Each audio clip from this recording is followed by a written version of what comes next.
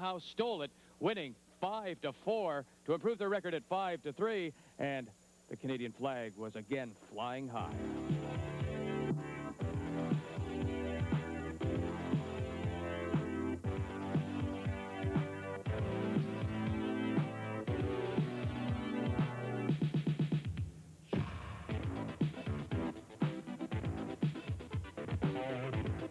The Sports Network proudly presents They Have All Come to Curl, the 10 best rinks in the world, all shooting for the International Olympic Committee President's Cup. Here at the 1986 Men's World Curling Championship. And welcome to this Coliseum Arena exhibition grounds in Toronto. I'm Vic Rauter along with Ray Turnbull. It is round 9 on a early Friday morning, and it certainly has been a nail-biting situation for the Canadian rink. They have had to struggle, but they look pretty good now. It was a thriller last night, wasn't it? Yeah. We really lived and died with them for that whole game. They were fortunate to win that one, Vic. There's just no question about it. I think Eddie would tell you that. But, you know, you see this kind of thing occur in many, many round robins in curling where a team struggles. We saw it last year with Hackner during the Brier, and eventually went on to be a world champion. I still believe that this is the best team in our country. They've been struggling a little bit with the weight and the feel for the ice, but they look good. I talked to them this morning. They feel good about it, and the win, that game's over. Yesterday's gone by, so I really believe that they'll be there Sunday. I said it at the top of the show, programs when we started on Monday, and I'll say it again. They'll be there Sunday afternoon. All right, let's check the standings after 8 complete rounds here at the Coliseum. Scotland 8-0. They'll finish first. They're guaranteed. Sweden 6-2. They'll finish second. Canada, Norway both 5-3. Switzerland at 4-4, along with the U.S. France at 3-5, Denmark, Germany, Italy, the final 4 are all out of it. Here is the draw heading into round 9. France will play Switzerland, Sweden against Italy. Denmark plays USA, Scotland against Norway. And in the final game for Canada and Ed Lukowich, he'll play West Germany. Of course, now some interesting possibilities. If Canada wins and Norway wins, we will not have any tiebreakers, but the possibility is that we could be here very long and late tonight. Yeah, we could have a long day. Really, the combinations, there's a possibility of 2 playoff games to see who will make it to the semifinals. But really, I don't think there's much point of us, you know, dwelling on it or talking about it, Victor. We see what happens, or what, as the game goes along, we can sort of keep our viewers up to date with it. All right, let's just give you a couple of ideas of what might happen. Indeed, if Canada and Norway win, they will both be 6-3, and this is how the final standings will look. Scotland, Sweden, Canada, Norway, and in the playoff, it would be 1 against 4, 2 against 3 in the semis. Now, what happens if Canada and Norway lose, or both of them do? Well, both the U.S. and Switzerland then have a chance, if they should win their games, to move up, and we could have possibly 1 tiebreaker this afternoon, or 2 tiebreakers this afternoon and later tonight. All right, let's get some fearless predictions from you, sir. The Scots will play Norway. Who do you think will win? Scotland at 8-0 now, and they have the incentive of going through, of course, undefeated. And if they do, then they will get the last rock. They basically win the flip of the coin for both the semifinal and the final. That's right. That's an advantage, too, especially the way they play. Remember when we interviewed David Smith earlier in the week? He said, you know, if I can win the flip and get off to a good start, we'll run at everything, and he does that and does it very well. He did it again last night against Sweden. He made some sensational shots, you know, with that big up weight. So who are you picking, Scotland or Norway? Norway. Well, my heart, a little bit with my heart too, but because I'd spent so much time in Norway. But I think the Norwegians can beat them. They've showed us something. All right, Switzerland and France. Jürgen Tanner. Jürgen Tanner will be there without any question. All right, and USA, Denmark. Denmark's the Danes have really struggled. Yeah, Tommy, he's not feeling well. He's 6. Matter of fact, he can't even speak. He's got a little bit of flu, and he's not. They're just not with it, kind of. And I think Stevie Brown's prepared. All right, if Norway does indeed win then, and Canada can beat West Germany, there will be no playoff. This will be the only game. If there are 2, there goes 1 this afternoon and then 1 tonight. The West German team that Canada plays today. They are young, in first trip to a world championship, inexperienced again. But, I mean, every time we say that, we expect Canada to do so well, and yet these young, inexperienced rinks have given them some problems. Well, we saw that last night with France. You know, Eddie was fortunate to win that game last night. But the thing you have to remember, and you certainly can't take it away from France, you know, up until that 9th end, you know, they really curl well, and even into the 9th end. I mean, Eddie made a great shot with his last rock to, you know, angle a freeze on, and you know, DuPont Rock couldn't get it out of there, and that was, they got that 1 steal. Right. And then in the last end, Canada made some good shots, but that was the only end that they laid up for a little bit. So the French team played very, very well. West Germany, Canada, final round, 9th round of this 1986 Men's World Curling Championship. Really a must-win for Canada if they hope to avoid any kind of sudden death playoff action. We'll have it for you coming up in just a minute. Friday morning curling here on the Sports Network. Come back to the Coliseum for this 9:30 a.m. Eastern draw of this World Curling Championship. Vic Rauter along with Ray Turnbull. This game, we talk about the importance, of course, to Canada and to Norway and those teams going to the finals and semifinals and finals. But very important game as well, Ray, for a team such as West Germany and the Italians and those teams at the bottom of this 10-rink championship. That's right, Vic. That's a very good point, too. The bottom two teams are open to being challenged by the nations that are not here. So, none of these games are taken lightly, and West Germany will not be taking this game lightly. And once again, Ed's going to have to curl very, very well to beat them. I just think that, when you compare the two teams, there's no comparison in talent, and they are a young team, as you mentioned. But the game, as far as West Germany is concerned, is a very serious one. There's no question about that either. How does that work in terms of international ranking? Do they do it much like hockey, and the lower teams then have to play off to get there again? Is it? Well, that's right. There's actually, I think there's 17 now ICF affiliated teams. So in the case of the Europeans, they have their own national championships, the Europeans, and then the teams will challenge the bottom two teams of this event, and if you win that challenge, you're in. And there are some rinks like Japan and Finland and rinks like that we could see in future years. Now let's meet the two rinks in this 9th round game, starting with the team from West Germany.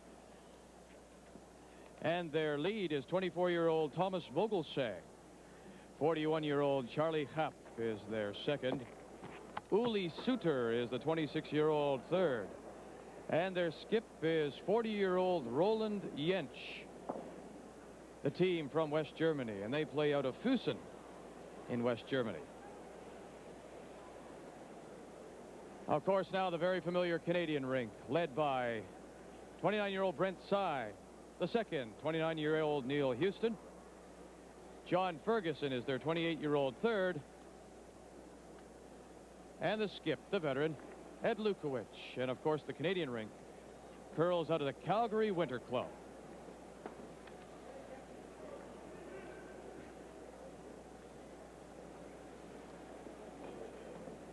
Good morning, Vancouver. Right.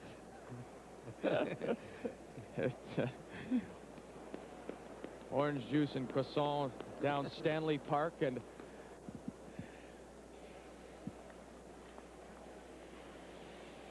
Ed said this morning, Vic, to me, he said, gee, he said, early morning games, just my favorite. But he was delighted with getting past France, in the fashion that he did. I'm sure he wasn't very proud of it, but, this is, I've said it before, and there's the red and the blue star, and they never ask you, how, how, did you win or did you lose it? just some final sliding motions, stretching out the legs. They practice about 15 minutes or so, approximately a half hour before the game, but now this is just a final warm-up. 5 sheets of ice, in action here, and the Canadian-German game will be played on the center sheet. That's right, and it's more important in the morning, of course. They do have 15 minutes to throw rocks up and down the sheet they play on. It's something they started about 3 or 4 years ago, and it's a terrific idea. There's, it used to be ridiculous. It's the only sport in the whole world that you couldn't go out and either hit a ball or, do something to sort of prepare yourself for that opening whistle.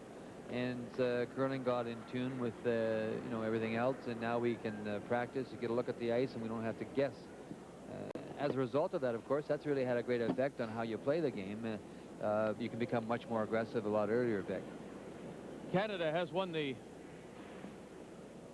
coin toss, and so they will have final rock in this first end, and we are underway with Thomas Vogelsang, the 24-year-old German lead at his first stone.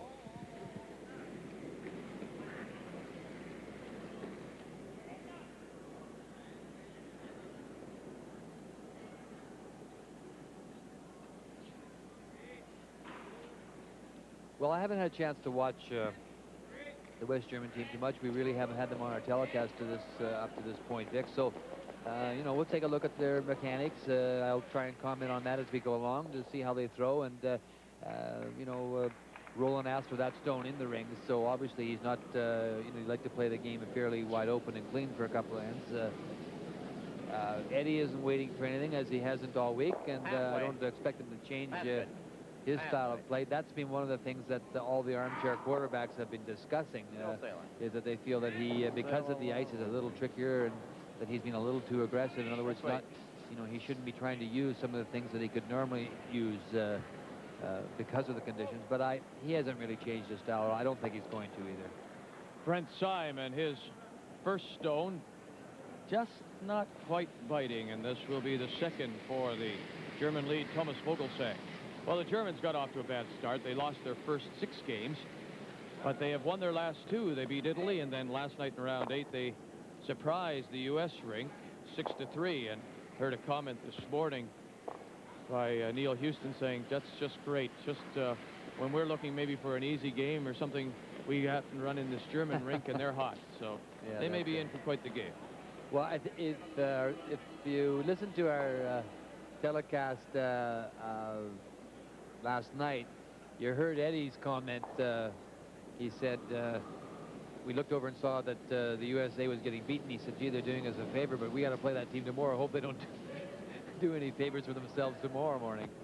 And it's right. They've curled well, much better the last couple of games.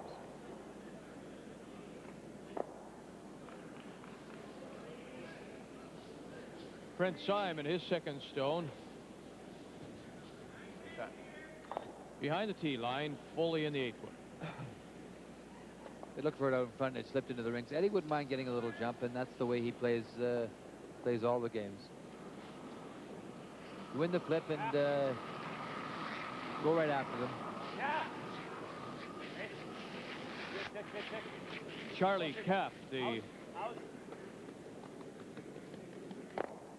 German second, and he gets the hit, and he stays right there, just biting the 8th, but fully in the 12th. I was talking to the guys this morning about, you know, a little bit about the game last night. We didn't get involved in it because you want to forget about it, but I said it was really funny. You and I found it funny, Vic, in the sense that, you know, we were up for the game, and we got up ourselves, and we were with them, and all of a sudden when they got down a little bit, sort of we got down a little bit. It's amazing how the emotion can transfer when you get so wrapped in it. Yeah. Oh, well. Yeah. Roll it out. Neil Houston gets the split, and the house again wide open. We're just underway this 9th round game, first in Canada and West Germany, and an important game for Canada. They can clinch a spot in the semifinal with a win, and a loss, of course, and they will be in some kind of a playoff, depending on how Switzerland and the U.S. games go in this 9th round. Yeah, this is the biggest game right here. You want to get yourself in that semifinal. Then it's, you know, it's just a one-game shot to get to the final and a world championship. I still think Sunday afternoon that they'll be there for sure. Charlie Kapp puts his stone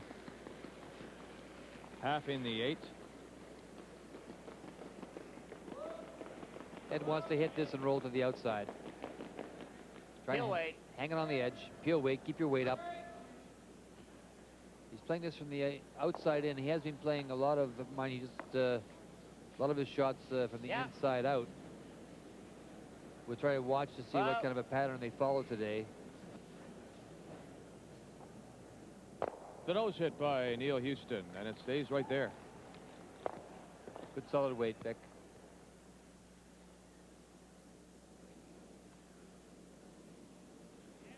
Roland Jentsch, the 27-year-old skip for West Germany.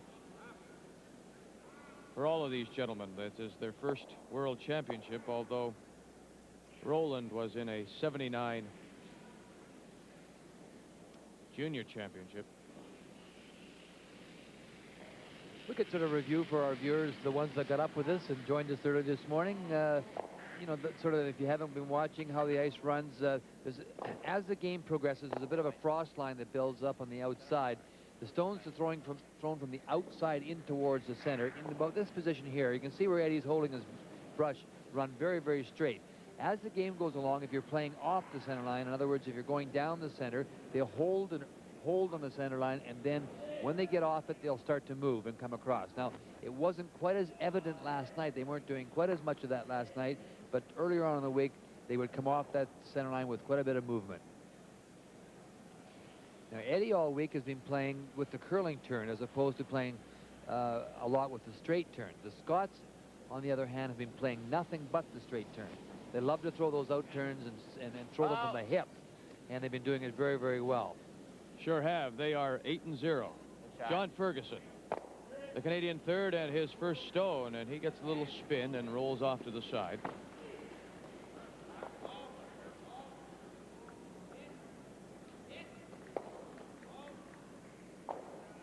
This is really quite an interesting call. This rock is not in the rings, and Good, and he's hitting it. I guess he's had a little talk with David Smith. Hit everything you can. Uli Suter, the 26-year-old German third. I don't really understand this at all, Second shot. so I'll be quiet. Yeah. Hey. Oh. I guess he's maybe afraid of Eddie pumping it back, but if you draw to the other side, I guess that's what would be the reasoning behind that. There you go, Wade.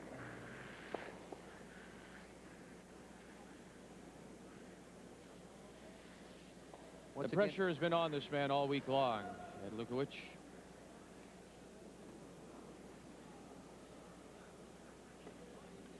Everyone expected him to come in here and blow the other rinks away, but the ice has been the equalizer, and he hasn't been able to play, I think, as you alluded to, he hasn't been able to play his type of game all the time, and it has made it tough.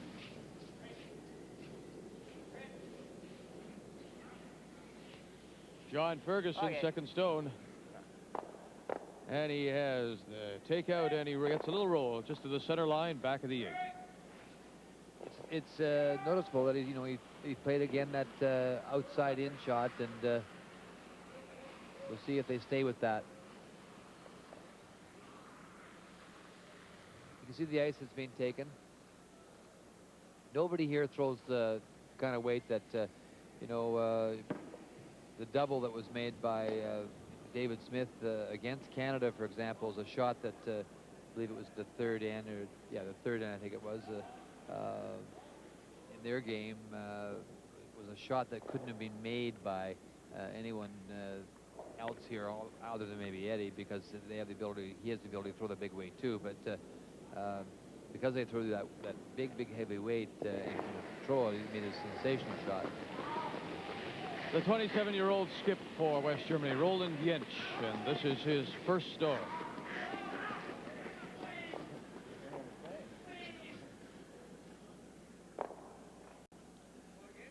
And Roland gets the roll, and his shooter will spin out. Okay, right down to it. Doesn't seem like they're going all that much. It's a good stone for Canada. They can lay down on top of this, and if if Eddie can get it frozen in there, or somewhere in front of it, then it becomes a little more difficult for the German skip Roland to get out of there.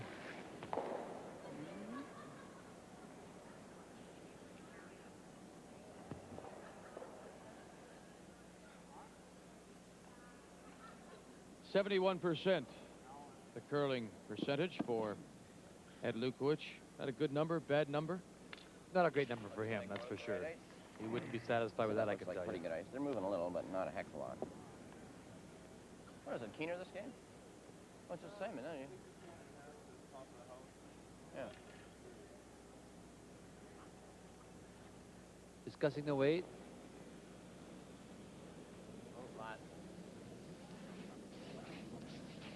Ed Lukowich, first stone, first end. Just for weight. Just for weight. It's going to curl a little too much to line up on that backing, but he wants to hang it in there if he can. Good shot. And it will hang around. He really moved a long way. I play with these Europeans. I just turned the heck out of that one. You heard what he said, Vic. What he said was, I can play with these Europeans. I just turned the heck out of that one. And he did, in other words, he just rolled it over, and that's why it curled so much. And that's the thing that we've been talking about you know, all week. And the thing that, you know, for our viewers to note, you can look like you're coming out on the broom, but it's the final release of the stone that really dictates what it's going to do. Last night we heard Eddie talk about putting it back, flipping it back, and in this case, he turned it over, rolled it over, and that's what the French skip was doing and the French team was doing last night, getting different action out of their stones. Canada was throwing it straight and at the stick, and they were not acting the same way. Roland Jentsch and his final stone playing this first end. And Roland gets the takeout, and he'll just hang on to the edge of the 12. Regular. He's having a good time. Yeah, he is. He's in a very, very good mood. Now it's a new day, boy. I tell you, they're raring to go. They're ready to go, and there's no way that Eddie's going to let me down.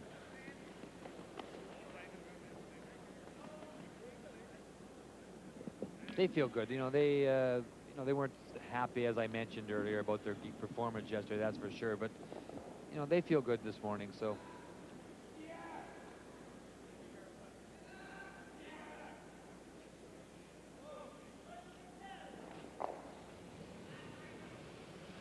And the final stone here of this first end for Canada, and Ed Lukowich looking for a hit and roll and hopefully spinning out. He threw it And good. he He really threw it good, too. He got it well out in front, threw it very, very crisp. Good sign. And so Ed Lukowich blanks this first end, and we remain scoreless. Canada, West Germany in a 9th round game at this 1986 Men's World Curling Championship. And I'm surprised.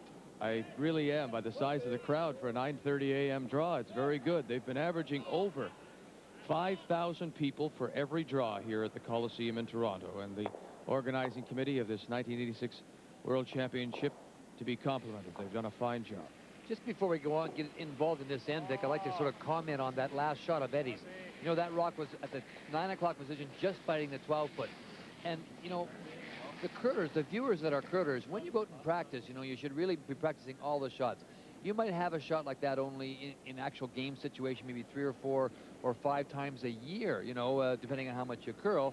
But so that kind of shot is much more difficult than a normal shot that you play a lot.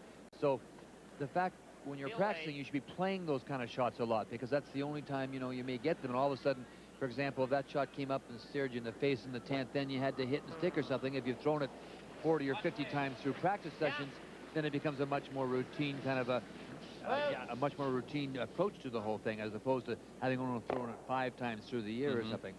So those are the kind of things that curlers should think about and remember. Brent Syme with his first stone. The nose hit, and he sits right on the button.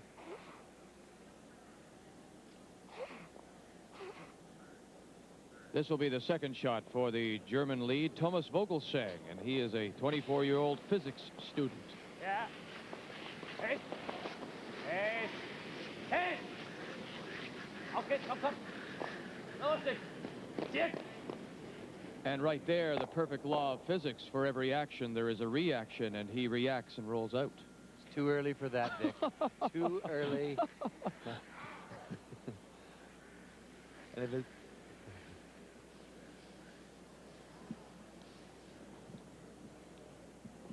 Brent slipped into the rings with this last one, and Eddie wants it out in front. He wants to get started, get something going. You know, we've talked about the importance of the lead setting the trend. And Let it move off. The numbers show he's doing very well. Yeah, 81%, but you know, you got to, it's so important that the leads put the stones where their skips ask for them, because it sets the whole trend for the end. You know, this rock was wanted. Eddie wanted it out front. It came in, slipped into the ring. So, you know, it's quite frankly, it's a missed shot as far as I'm concerned.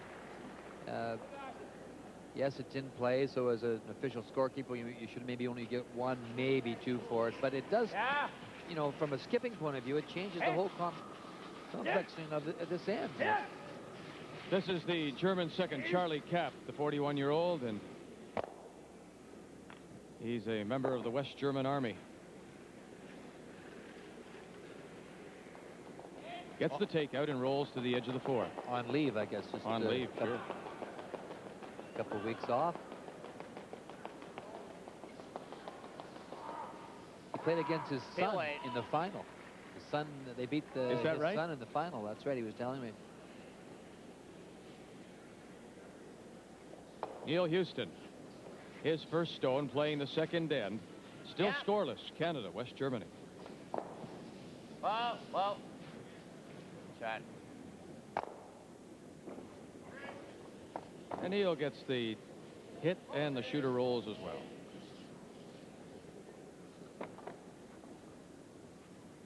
Jentsch is playing to the top of the forefoot, playing it in the rings, so this, he's not really taking any chances either. I shouldn't say either. Eddie was trying to get a rock up front, it just slipped into the rings. Charlie Kapp, second shot. There's a son, Andy, I think. And you talk about me. Yeah, too that's early, right. okay? That's way too early.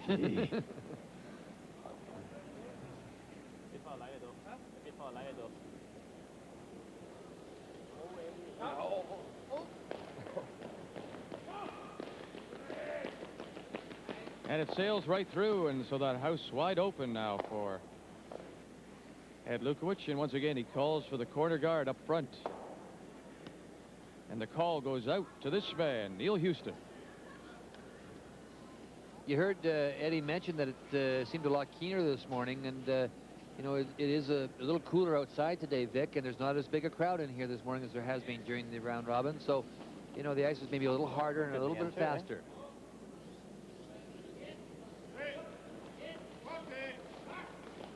Okay. And again, he just slips in and bites the top of the 12.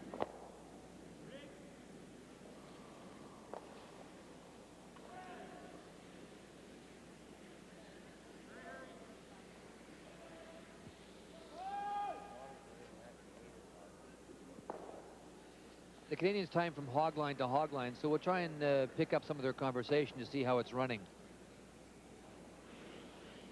Uli Suter, the German third, his first shot.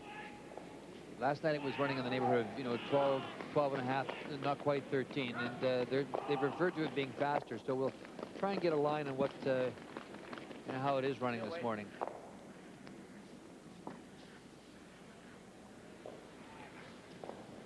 And that may be to the fact that it's a morning. Yeah, and it's a little cooler outside. that's right. The ice is a little harder this morning. A little less frost buildup.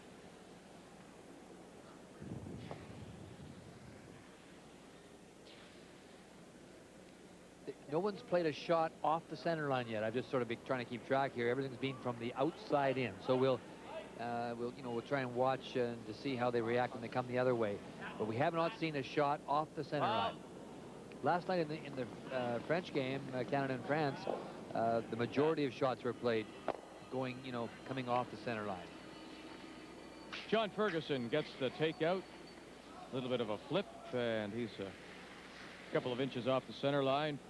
Front 8.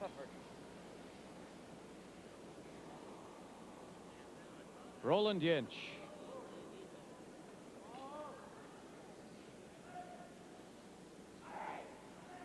Second stone now for Uli Suter, the German third.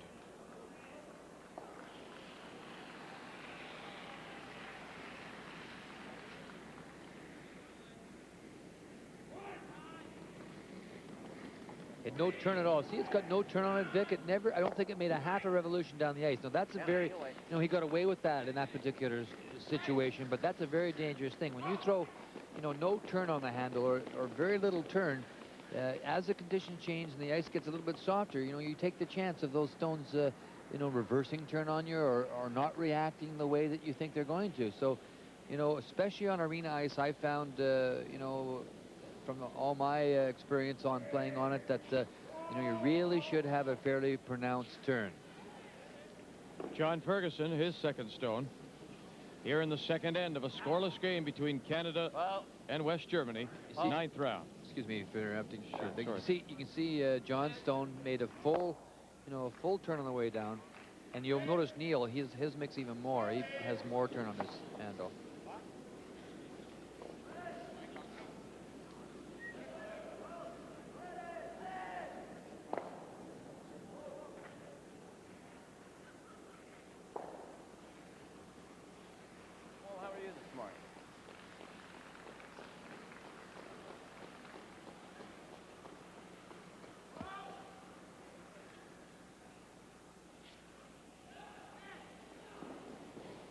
I would try and take a look and see how Roland throws this. I've watched him play before. I umpired the Uniroyal that he was in 1979.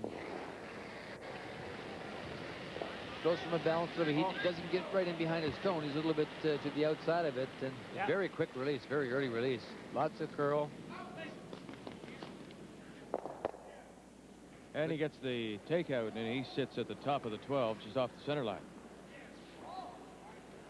Ray, Ed has been quoted as saying that this up and down hit game he finds very boring. Oh, yet he finds it boring. Yet you can't argue with the fact that teams such as Scotland are using it well. Good swing. Excuse me, Vic. Good and flat. Just a very quick release, down and out, and he doesn't quite get in behind his stone. He's sort of, you can see his body a little bit over and the head reaching to get behind it. French used it to their advantage, kept it close. Swedes play it that way as well. Right now, you'd have to say it's the better game, or is it just the better game on this ice? Well, that's, I think you answered the question yourself almost, in the sense that it's been a very effective tool on this kind of ice condition, because the ice has been a little trickier and not quite as consistent. So the teams that are playing quiet, a little bit of a quieter game and a much more aggressive game, like Alberta, like the Canadian team, have really had it work against them a bit. And David Smith has been throwing everything up and hard and simple and hitting everything, and it's worked very well. I still think over the long haul, especially in our country, there's so many good teams. You heard Terry Braunstein refer to that yesterday. It's the numbers of teams that we have. You just can't play that way. We have to play very aggressive and chase the teams to beat them. There's too many good teams out there. This is Roland Jentsch and his final stone in second end. Is it because this is just a new ice surface? The ice-making plant was only installed last fall, so is it because it's new and this is first time out? No, it's just, there's so many factors of when you make ice, Dick. There's just so many things involved, and it's just a little bit less consistent than we saw at the Briar, for example. But let's not jump all over the ice or the ice makers or anything. I mean, in the sense that there's nothing wrong with the ice. It's just that it doesn't, it's not quite as consistent for the kind of game that Ed likes. But I think that you can master it, and I think he will master it. It's not going to change his style. Believe me, he got here playing the way he plays, and I don't think he's going to change anything. I mean, he wins with it, and if he loses, then he loses with it. My opinion is that that he'll win with it. Well, once again, they blanked this end, and so after two complete ends of this ninth round game, it remains scoreless. Canada 0, Germany 0. We'll have round 3 and see if somebody can finally get on the board here when we come back on the Sports Network. If this holds true and France wins, beating Switzerland, the Swiss will be out of it. Italy surprising Sweden. The game really doesn't mean much except for pride for Sweden. They'll finish in second spot. Let's assume that Canada in this scoreless game does win, and they do beat West Germany. They will have a playoff spot locked up. USA, Denmark, USA wins. USA, a win here could keep them close, would give them a chance.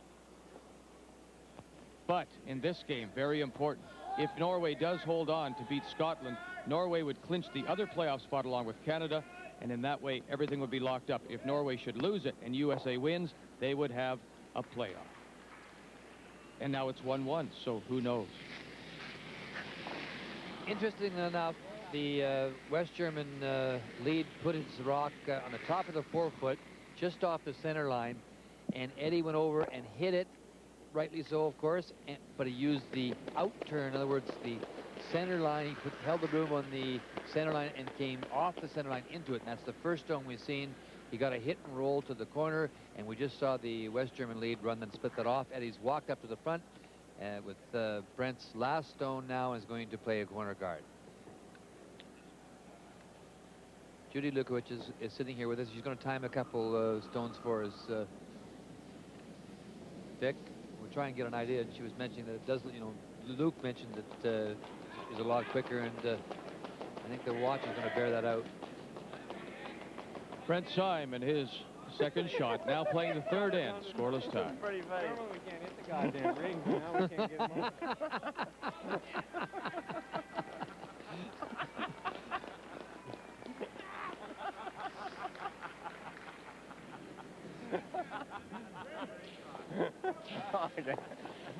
What a shooter, what a player.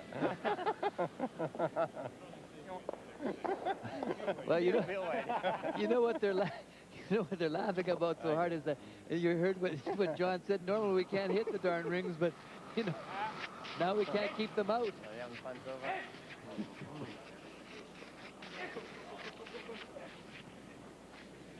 They've sure made our week a lot of fun, haven't they? They have. They've been so great to work with. They're just terrific. Charlie Cap, no request has been denied, and No, too they've been big. Fabulous. And at times, you could understand if they said no, but they never did. And they're to be complimented this Canadian rink from the Calgary Winter Club, and we thank them here on the Sports Network. Yeah, some people would get down and really could make it, difficult for everyone, but not this team has got so much class. That's the only word you can use, I guess. The house wide open Let it for move. this first stone of Canadian second, Neil Houston, looking Okay, for a easy. card. That's fine.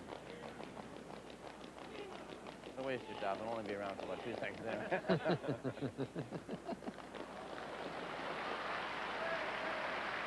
And the support from the Calgary Winter Club here at the Coliseum in Toronto, and they've represented their city and their club very well.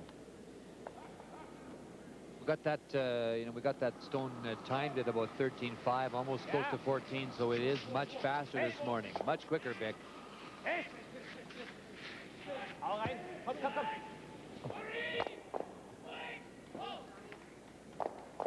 And the Germans playing well, too, now.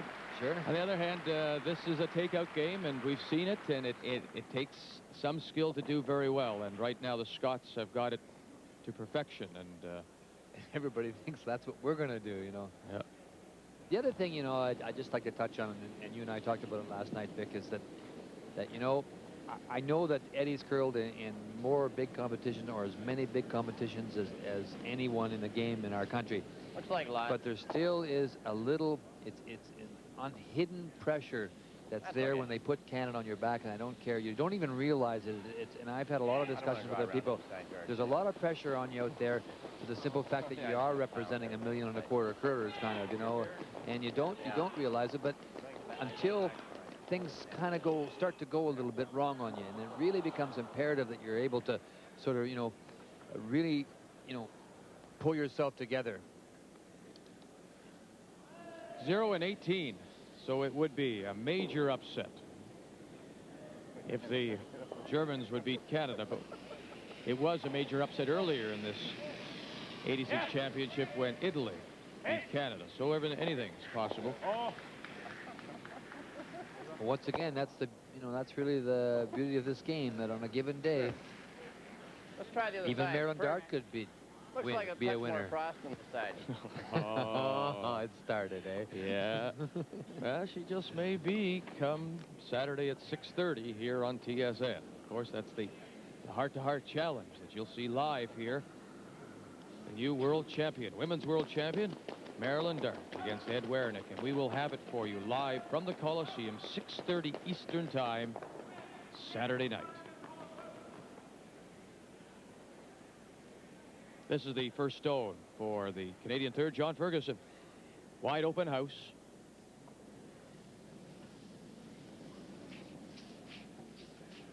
Corner guard, try the other side. Let's get it up on the other side. Yeah. We haven't had a lot of draws down this side. I don't think A he little quite more heard. frost. That was okay. That's a great shot, Ferg. I like that. Okay. We don't want to guard in. A little more frost over here by the looks of it. Yeah.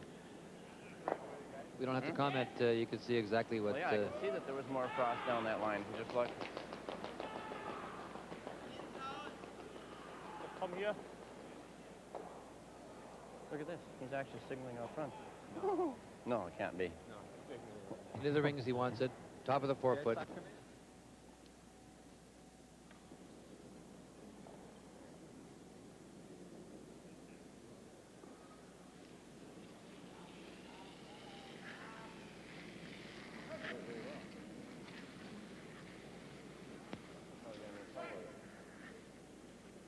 Meter davor brauchen. Out-turn draw. Halben Meter.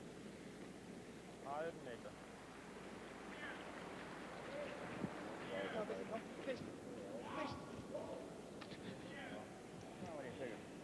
That's really interesting. You know, they called it in the rings, and then he left it, and they let it die and put it out in front. Okay. I wouldn't be surprised to Put it see in Eddie there. go around this. Here it goes. Canada couldn't get one there, so Germany put one up for them. You know, it's very tight, and this becomes a very, you know, touchy little shot. But, you know, the guys are really getting tired of just not being able to, you know, to play some of the kind of shots that they really feel that that divides them from some of these teams, and they want to start getting around things. And everybody here has been hitting everything in sight on them. Second stone for John Ferguson. All right, Ray. There was a suggestion Rauter. middle of the week that Out of the indeed way. Ed would try and change his game a little bit, go to that power game, that hitting game.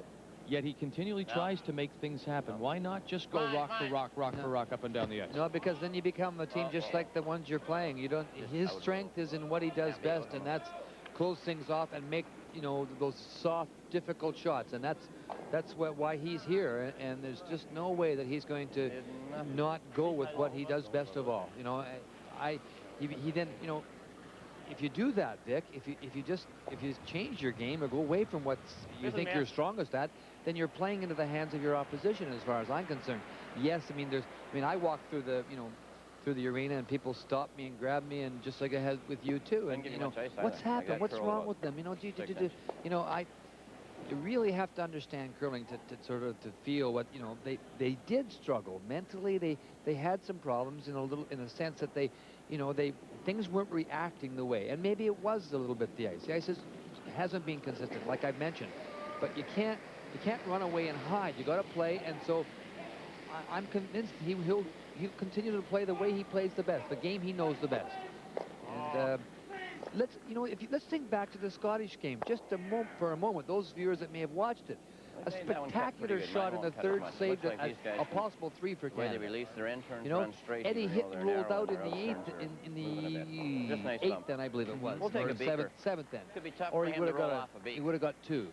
You know, if we roll so fine. it wasn't we want to roll a about half rout in by behind, any not means, dead, eh? you know, and it was just one of those things. They lost the game. David Smith made the spectacular shots in that game. We'll take a beaker or anything, amateur side. Roll about half in behind. So if he does make the raise, he isn't buried. You try and get the roll here, just to hit and roll in behind the guard.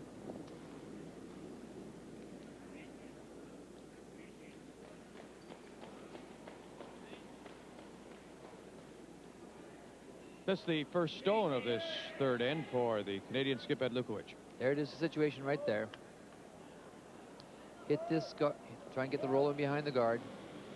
Here we have our first look at how this center line will react as well, Ray. Hurry! Hurry! Hurry! Hurry! Hurry! Hurry! Hurry! Right up, all hurry! Hurry! Hurry! Hurry! Hurry! Gonna curl a little too much, I think. And it rolls.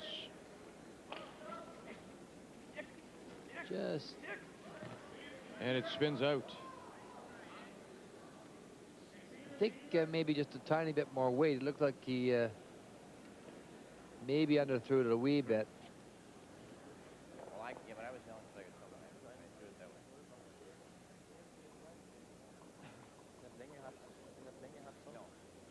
So Germany and Roland Jentsch having a look at that guard just in front. And are they thinking of coming in behind it?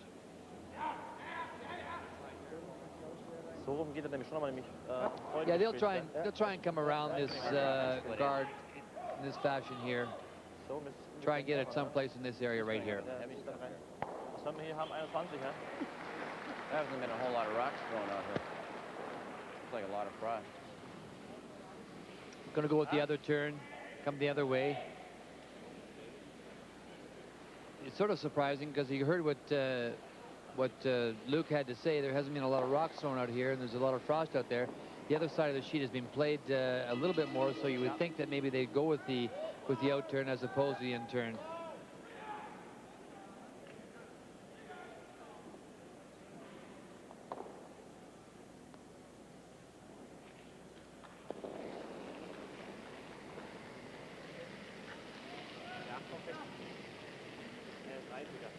Dead in the water. Well, Ferg, I got a feeling we should draw for one. Hmm? I'll let these guys have the hammer for a while. See what they can do with it. Okay. That's interesting, Ray. Did you hear that? They're Yeah. saying, you know, let's draw for one, give them to hammer. See what they can do with it. Well, I want to draw, but Ferg wants to throw it through. So let's have a vote. I want to draw. That's my vote. You want to throw it through? You want to throw it through? Okay. That's interesting, but that's another sign of a really good curling team. You know, they said to the guys, "Okay, I want to draw. I'd like to draw and just give them the hammer and take the 1 point. Just you know what? It's psychologically an interesting kind of theory. You know, we all know that we don't take 1 point if we have a chance with last rock, but they've been playing that way, you know, along so much that he just feels maybe let's just change things up a little bit and let's get a lead in the game, even though it's only the 1 point, and see what he does." But I think he asked everybody, and so they said, no, let's maintain it and try to make something happen ourselves. And so through 3 ends now of this 9th round game, it remains scoreless, Canada and West Germany. And what they do in a case like that, they voted. The guys wanted to throw it through, and it was 3-1, so they threw it through. If it had been tied, then Ed would have played a single for a single point. Because the skip gets a vote and a half.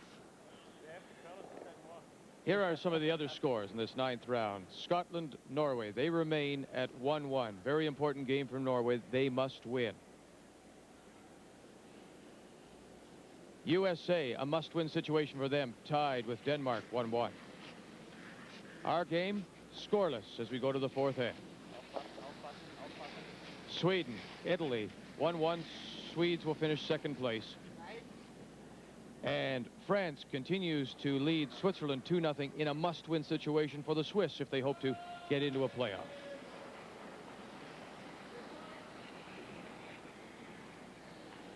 And that's the first stone of the German lead. Thomas Vogelsang just at the top of the 8th. Yeah, that's where he wanted it. Heel weight.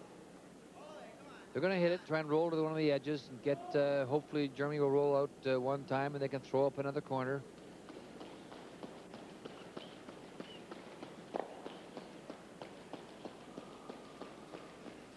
Yeah. Brent Simon, his first stone.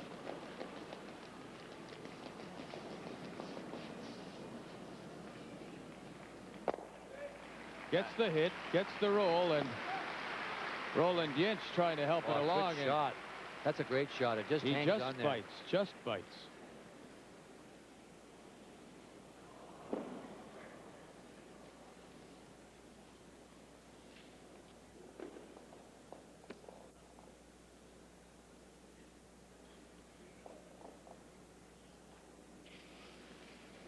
Thomas Vogelsang, the 24-year-old lead. Yeah.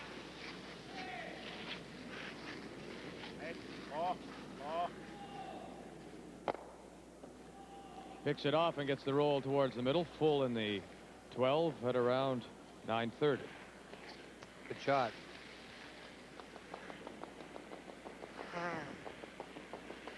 Same weight. It's interesting that he's hitting this. Could throw off the corner and ignore it.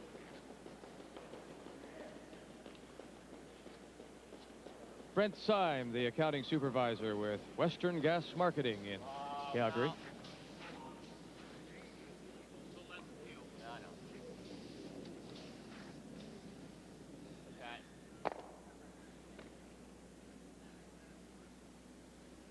Just going to roll out, I think, Vic. He does. It just spins too much. Hangs around, still in play, but out of the rings. We've heard them mention throughout the week how active the rings seem to be. Everything sort of just jumps and spins.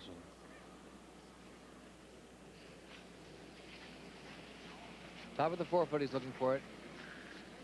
Charlie Kapp.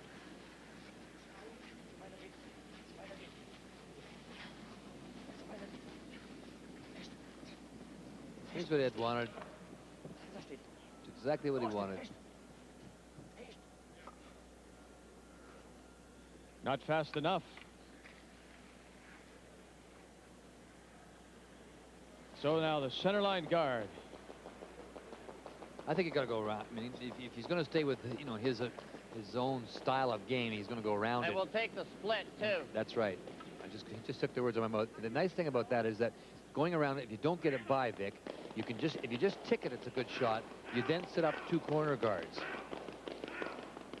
Actually, at this stage, this is, you know, Neil's first stone. The split is almost better than getting around it, as far as I'm concerned. Mine. Just tick it.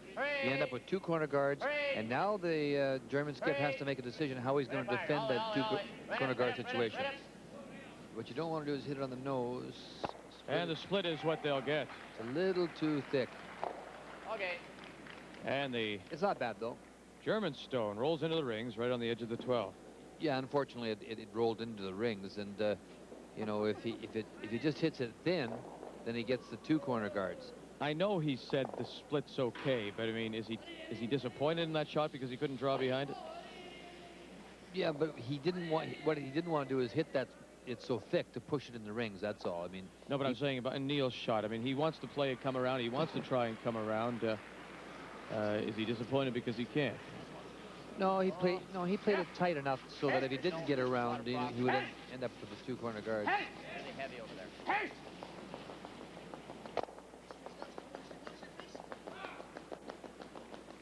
Charlie Cap gets the takeout and a little bit of a roll towards the center line. Well, that guard is still there, so it really isn't. No, it's a good shot as far as Ed's concerned, I'm sure.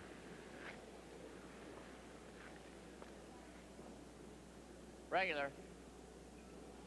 Now, you might ask yourself why that is, you know, why he's hitting this and not just ignoring it and going in. And the reason would be that at this point in the game, he personally doesn't feel that he has the draw weight.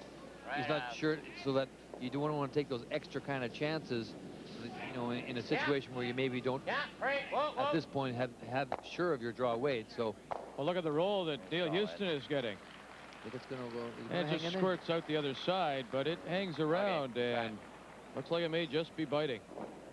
It's hard to tell from here. Basket. He's got a basket. Well, is that first shot by Neil Houston, by the fact that he couldn't come around and he split off, an indication that in fact they're still struggling with their draw weight? Well, just in this particular, this game, Ed hasn't really played any draws. I don't think he's played a draw yet, has he? And if you're going to gamble, you got to be sure that you know what draw weight is, because if your gambling maneuvers don't pay off, you're going to have to save the end. Could be the second draw of the game. And he's just talking about it now, as a matter of fact. Yeah. So Uli Suter will be asked to draw for the Germans. Oh, that's good. Fair amount of weight. Out, that's it. Watch that center line.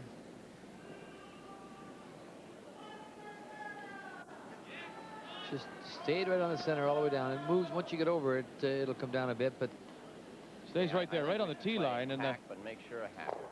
You know, if you're 5 feet over hack, that's fine, okay? possibility here for a nice hit and roll for Canada if John Ferguson can make the shot. you heard them talk about the weight. He wants hack weight, and make sure it's hack weight.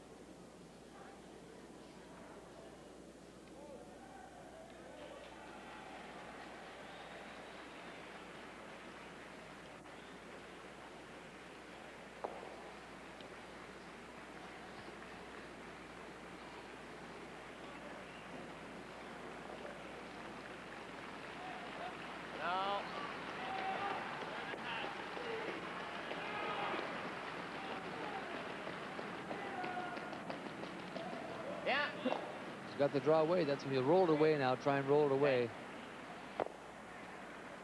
Doesn't get much of anything, and he sits right there.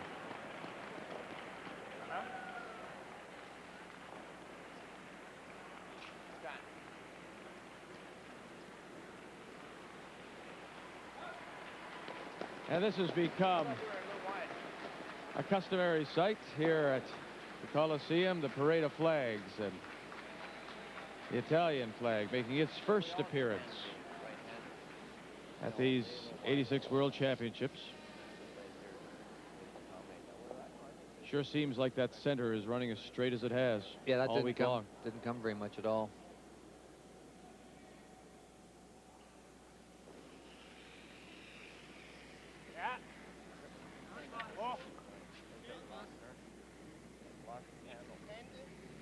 Aha.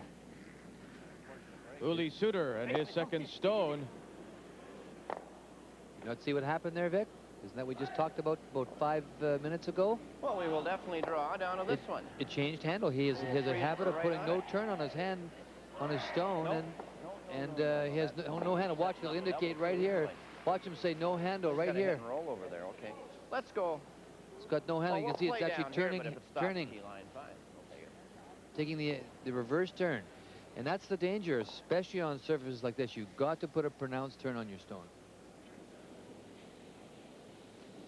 On hard surfaces and, you know, good fast ice, sometimes you can get away with that, you know. Not on surfaces like this. So something looks like it may be building here for Canada, and Ed Lukowich playing the 4th end of a scoreless game with Germany. That's a good chance to get you 2 points. Got the miss they wanted. They're lying one. And play the out turn draw down to the face of the back one. There it is. Looks good. Come on. That's going into the frost, so you got to be careful. John Ferguson and his second stone. Just got to stay with it, boys. Make sure you don't lose it. Come on, come on. Come on. Get it right back. I got it back. And the boss jumps in to help it out. And a nice shot by John Ferguson. Top line. Uli. Uli, you're not supposed to throw anymore. You've had enough. Bring in the other guy. Bring in the left-hander. Unverschämtes Spiel dich, oder? Wenn es nicht unverschämt ist, spiel dich den Stein. That last one of yours picked something up. You should get to throw another one. You know, to make up for it. But I think you should get to throw another one, but exactly the same way.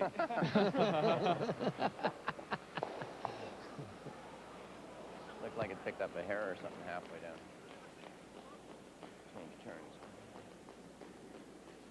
It may have caught something on the ice surface, but he doesn't put very much turn on his handle. You know, we talked about that earlier, and that's your stone is a little bit at the mercy of the ice surface when you do that.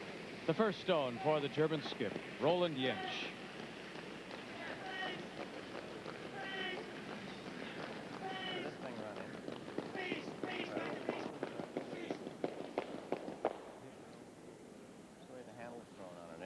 And he taps it straight back and through. I would like to throw the out turn, but yours just sat right there. But with light weight, it's not a bad turn. I think it never did anything. Okay. Yeah, so far in this game, I've had this one curling a little bit, so let's take just a hair more ice. I won't overthrow it, just bump.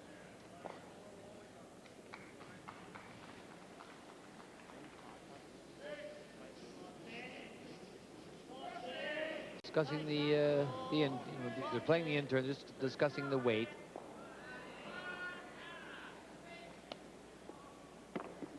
It's quite obvious, though, the ice still Bumper weight. a problem. You know, he's only talking about a little bit of a But curl. I'm going to try and throw bumper down a bit, okay? Don't want to overthrow it. Certainly isn't much action on the Come on. ice. I can't throw it like that. You know, my intern doesn't run usually that straight as his. First stone for Ed Lukowich. Come on! Hurry! Hurry! Hurry! Hurry! Right up high! Hurry! Trying to hold it up. Hurry! Right up!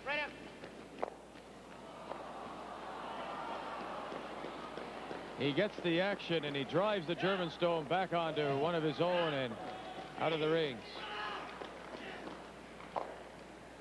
Well, he yelled right away on it, so I don't know if he threw I it got that in-turn going today.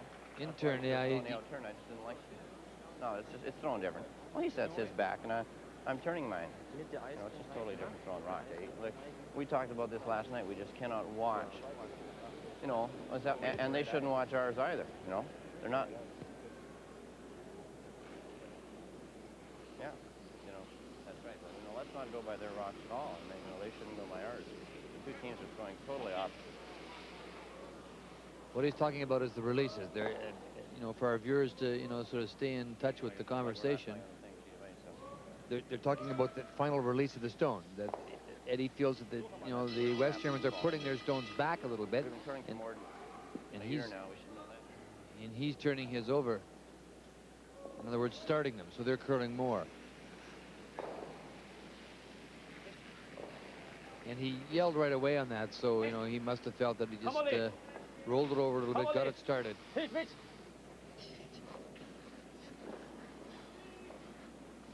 muss nach meinem Gefühl spielen, es hilft alles nichts. Ich muss nach one more in-turn. Okay, we'll see what I'm doing. Give me one more in-turn, I'll take a look at what I'm doing.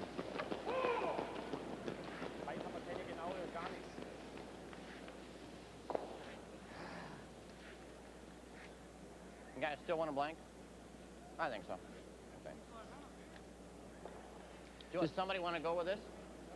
Okay. A few hairs out there. We don't want to run into them. So the indication from Ed Lukowich, they're going to blank it one more time. But he's going to study what happens here. He actually, you know, he wants to just throw another in-turn, just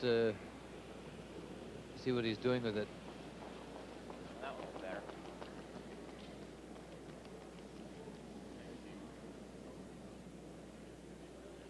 Sure runs straight, doesn't it?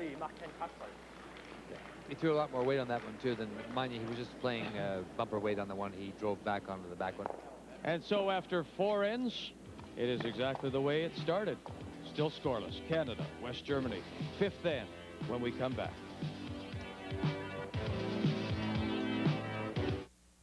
How do all the cars sold in Canada stack up on durability? Well, they say they're durable. But for the last 3 years, the Canadian Automobile Association polled car owners about durability, service, and performance. In 3 years, only Toyota has received the coveted CAA award, and the Toyota Corolla received it twice. If they hope to make any kind of tiebreaker, the Italians playing for pride, leading Sweden 2-1. Our game still scoreless as we move to the 5th end. USA has taken a 2-1 lead over Denmark in a game that the States must win. And Norway leading Scotland. Scots hoping to go through undefeated, but they trail right now 2-1.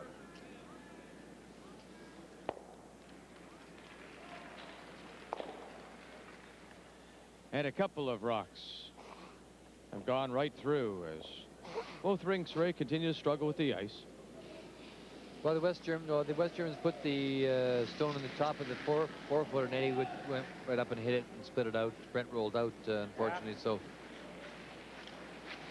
we'll see what they do here. They're going to put it right back again.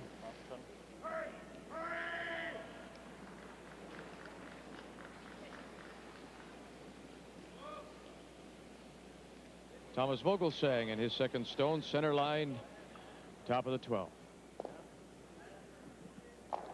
Bumper.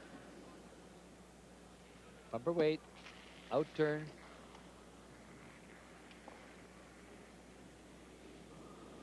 Brent Symes, second shot. No.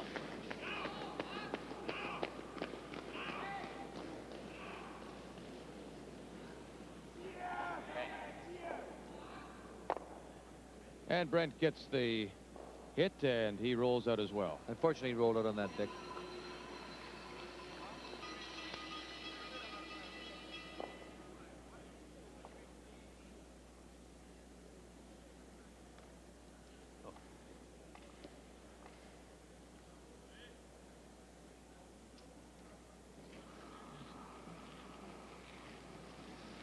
There's what you call a fingertip control. He's got way up. Those kind of habits come from curling on a lot of very fast straight ice. You know, you have all kinds of time to do that kind of thing. Also, Everybody gets in on this one. This first stone by the German second, Charlie Kapp, and they work it across and just off the center line, but way out in front. this is a good stone for Ed. He likes this. It's off the center line, you know. He'll duck under this now. He had a good chance, you know, had opportunities, and he missed an opportunity for 2 points when he, you know, drove that rock back onto his own the last end. So, but they'll get lots more. Got to start capitalizing on them, though. You can't let them keep slipping away from you.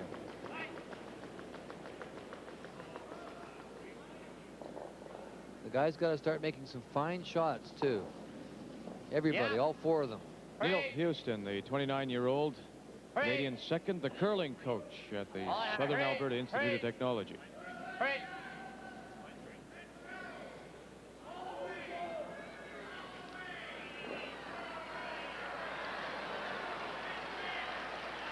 Oh, nicely done.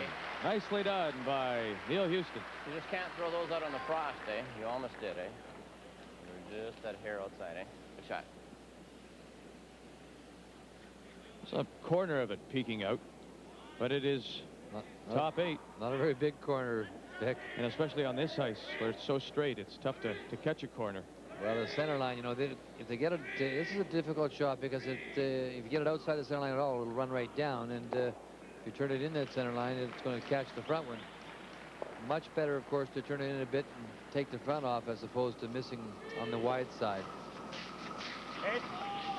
Charlie Kapp, his second stone. You're going to And miss he splits off that guard. You're going to miss it. That's the way to miss it.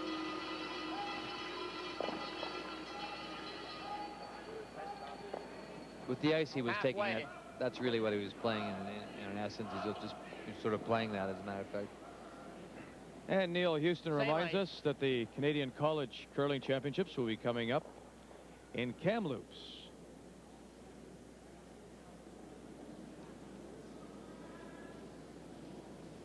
Clean. Mine. Good line. Whoa, easy. Gotta move. Come on. Come on, hurry. Fires the goal. Come on. Gotta cut. Come on, hurry. All the way. Come on. Stay on it. There's the guard.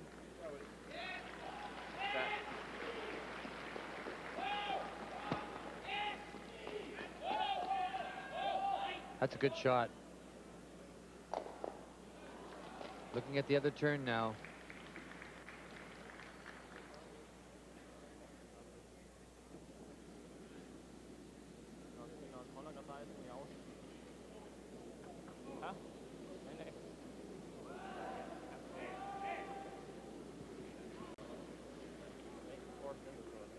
Once again, on this kind of a shot, Vic, you know, going to the other turn, the key is to, if you get by the front one, you'll catch the back one, but you can't miss it on the wide side.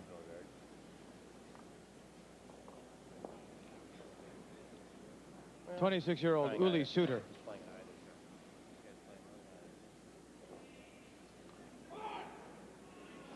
This is his first stone, playing the 5th end. Scoreless tie, Canada and Germany.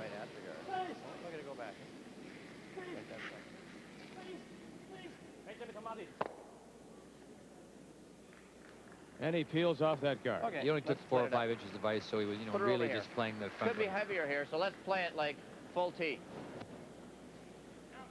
They're going to split the house now. They'll take their chances with exchanging stones and try and get the 2 points that way.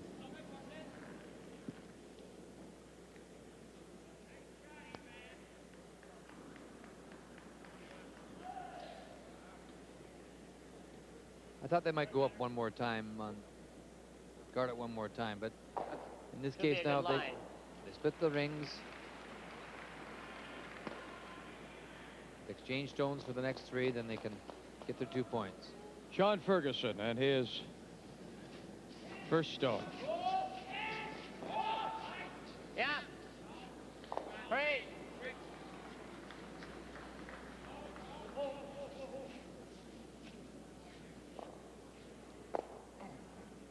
Not going anywhere there. Yeah, heavy over here, too. You just haven't played into that frost on that side, and that really dug in. Heavier over there. That's really something. I mean, the ice on one side is fast, and on the other side, it's... Well, this one side has been worked more than the other side, Vic, and you can just see that if you take a look down the sheet, you can see the frost buildup is a little heavier on one side than it is the other. The whole thing is, you know, I don't know, you can probably throw one through there, too. Throw it too hard. Out-turn hit. By Uli Suter Out on that, baby. of West Germany.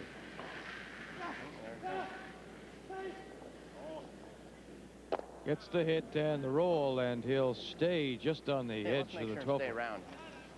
Normal? Yeah, let's play normal the roll. Make sure stay around, though.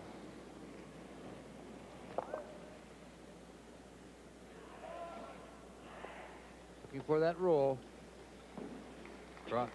Cross in behind the long corner guard.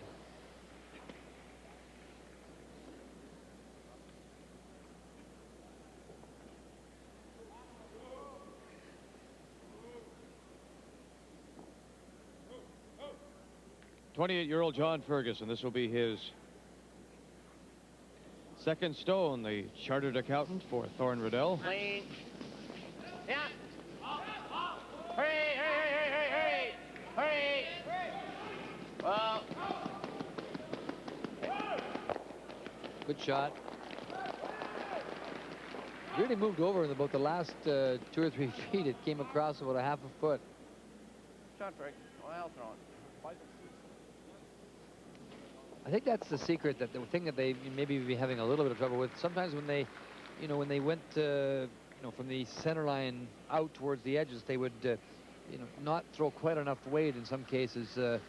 They'd stay with that quiet bumper weight, and that was a good example of John really throwing it up, throwing it good and crisp, and even at that, it worked a foot.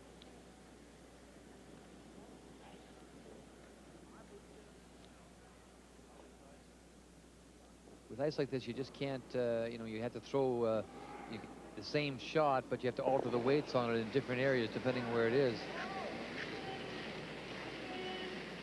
Roland Jentsch and his first stone. It should really work down. He's going to be very close to missing this. Very close. Oh. That close. Sail to the outside, and he gives it a little tap and moves it towards the center line. Go behind on this We commented on that when John threw his. I mean, John really threw it down there. I think I'll get a better track than you're on. I don't think we need a whole lot of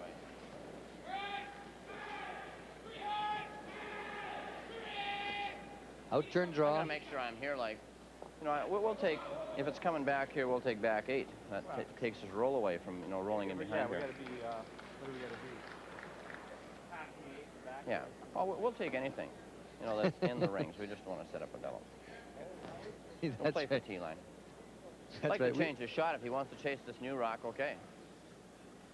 But again here, Ray, an opportunity. That's right. I mean, that's it.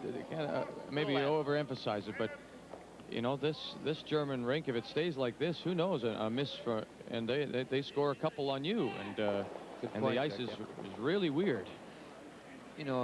You're 100% correct in the sense that you've got to take. They had an opportunity for 2, in the previous end, and they missed it, and they got to take advantage of this. Ed's going to make a good shot here now, get it in behind that guard, or as he says, make sure he gets it in the rings and pick up his 2 points, and can't keep giving it back and giving it back when you get the opportunities. So the first stone of this 5th then for Canada, and skip Ed Lukowich in a scoreless tie with West Germany. No. Wow. Just hanging on that center line. No. Here comes now. Right Here back. comes now. All the way. Way back. Come on, it's moving. Come on, hurry, hurry, hurry. Sleeping guy. Behind the tee line, and it is Good shot. fully buried. Back of the 8-foot. It's absolutely an excellent spot because, if Germany hits the front one, they won't, they won't be shot. When I was standing way back here, If Germany hits this one here and rolls over here.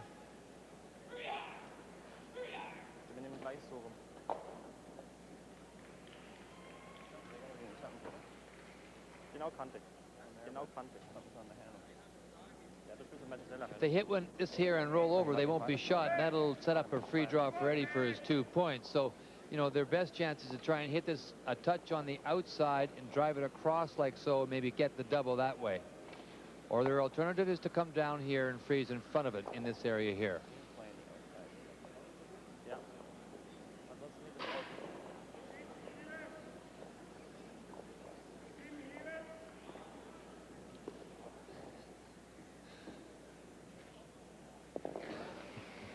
Final stone for West Germany in this fifth end, and their skip, Roland Jentsch.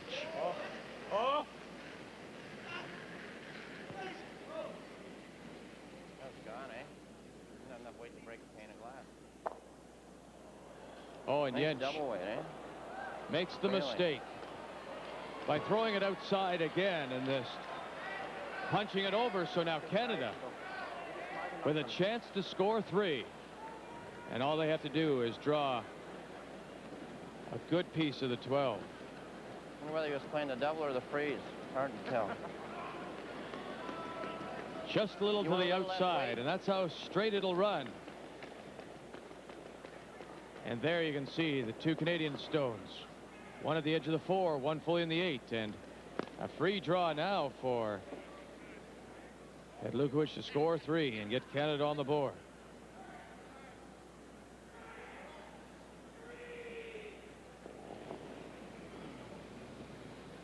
But remember, they haven't played too many draws. Yeah. Clean, clean, clean, clean. Easy, easy. Keep it clean. Sleeping, guys. Put in. And they just watch it. Count them up. 1, 2, 3, and Canada is finally on the board in the fifth end of this 9th round game against West Germany. So no missed opportunity this time, as Canada will take a 3-0 lead in a game that they really must win if they hope to clinch a semifinal playoff spot. More when we come back. Causing a little problem for you? Well, you know, we talked about that before. Like, their team throws different than ours, and most of the teams here do. And, you know, we iced ourselves a couple times in that game off their shots, which we shouldn't do. This morning we're playing a very, very strange strategy, which I've never really done before against any team, is that what we've noticed is none of the teams will draw with us here except Switzerland and Sweden. They're the only teams that will play a draw game with us. So when most of the teams here throw 80% hits against us and 20 draws in a game, and that's also in the house. We're trying to roll out on a lot of rocks, throw big weight when there's only the 1 rock in play early in the end, forcing their front ends to have to draw the rocks into position a lot more. And that happened. We rolled out on a shot, and their leader second had to throw a draw to the top of the house, and he came way short with a guard. And so, like, the way to get guards for about 6 ends, we've been putting the guards up, they've been peeling. So now we're rolling out, letting them throw draws. And finally, they threw us a guard. So reverse psychology, very strange strategy. Well, actually, that's really interesting because, you know, I was wondering, you seem to be playing them in, and when rolling out, they would be throwing up the guard. So it was a premeditated thought on your part then. Well, we talked about trying to roll out of the house a lot and trying to get their front ends to have to throw, you know, majority of draws during the game rather than hits, and they're not used to that. And, you know, they're certainly going to mess up a lot of weight shots along the way, and it happened there, and I'm pretty sure it'll happen again. A great 3 points and nice way to go into the 6th end. Thanks very much for taking a minute with us. Thank you. Okay, Vic, back up to you. Vic, I really found those comments Feel weight. tremendously interesting and a terrific psychological approach. You know, as Ed said, nobody will draw with them other than maybe Sweden. And as a result, they've been hitting those rocks that are in the house and rolling out, hoping that his opposition will play the draws, and maybe they won't get them placed properly. And it's happened twice here, and that's a premeditated move. So, you know, it's just another positive for this sport, for this game. There's just so many things. You know, you have to toy with everybody's mind throughout the game. It's just an unbelievable, you know, there's a whole new approach. And as he said, I've never had to play this way before or ever played this way before, but I had to try and do something, and it was interesting. It worked for him. What a great 3 points, big 3 points. Well, it just shows that indeed you can adapt. That if you have to play another style, you can make the switch over. And I mean, let's be frank, if he didn't do it, he may not be around for any semifinal. That's right. Yeah, and more so than even his style, Vic, what it really is that he ended up playing sort of his same style, but with his opposition stone. To make the opposition, you know, make the little mistake first, as opposed to, because they were running off rocks so well. So, you know, by rolling out, then they have to throw up the draws. Now they're drawing, and if they misplace it, which happened, bang. Let's go back to the game with Scotland. Had he played that way with Scotland, would it have been different? Well, it could have been. I mean, Ed had his chances in that game to beat Scotland, and as he said, maybe that's what he'll try a little bit more when he plays them. Who knows? It's not going anywhere. It hasn't gone anywhere for a month. Okay.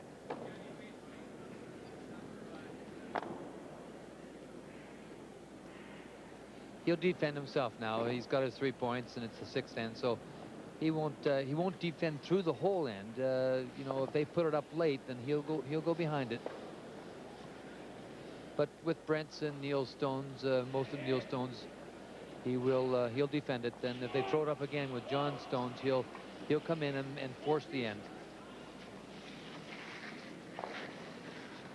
Charlie Kapp, the West German second, and this is his first stone.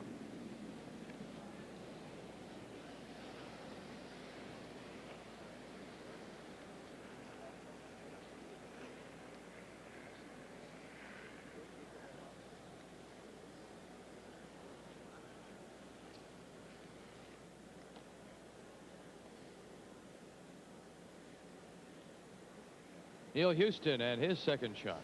Yeah, hurry. Hurry. Hurry.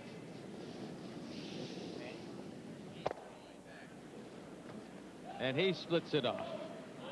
Strange to say that, but that's right. Indeed, Canada playing that takeout game and splitting off the corner guard. Nice to see for a change. You catch me now.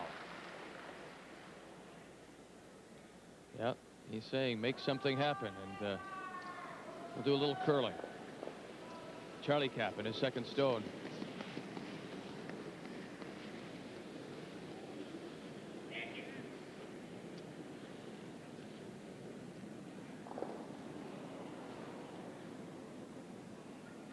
At the corner. It's sort of strange for us to see the opposition putting up corner guards, eh, Vic? We've been looking at it on the reverse side for so long.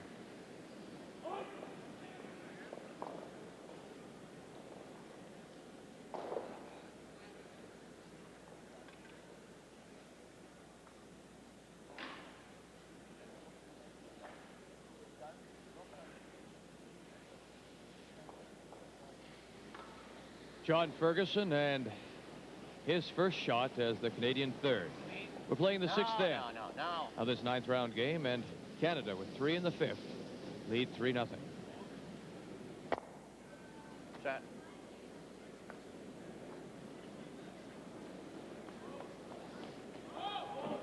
And here are the numbers after 5 ends of play in this 9th round game, and boy, look at the difference. Everything else pretty well equal. Big difference at second. Neil Houston ahead for Canada, but the big difference is at skip. Ed's number, as we said, 71, not very good for him. He wouldn't be happy with that, but 43 is just terrible for Roland Jentsch. Spilplats. Nå lenge. Lots of room, lots of room. Playing the other side now.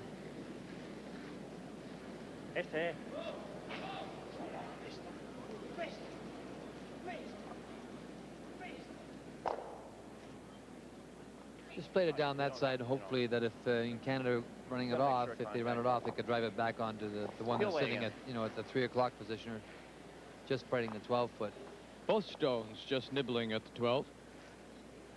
Peel weight.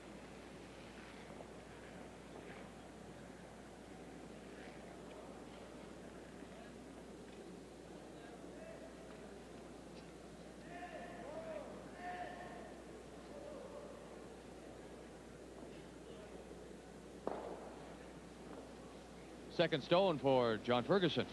Yeah. Clean. Okay.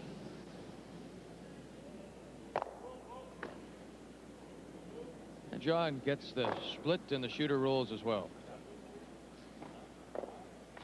I have to chuckle. This doesn't seem like Canada's game. Well, they play a very, they're very aggressive game, but they're, the situation dictates exactly what they're to play here, and they're satisfied. If the West German skip makes a mistake here and leaves it short or something, you'll find it'll go around it. Ja. Hey. Hey. Hey.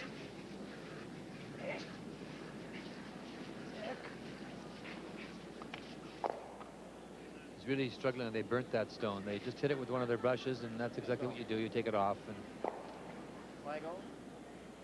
Intern. Uli Suter, the shooter, admitting that he had given it a little tap, and away it comes.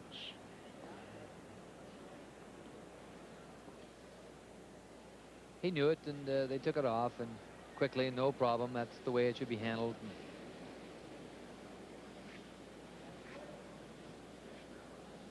In-turn draw, they'll spread these out now and force Roland Jentsch to, to hit and stick for his one or draw for his one.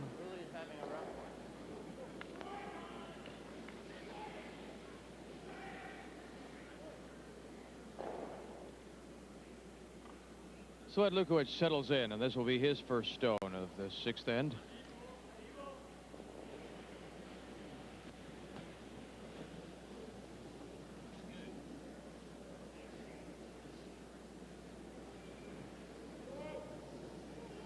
Front of the tee. Come on, come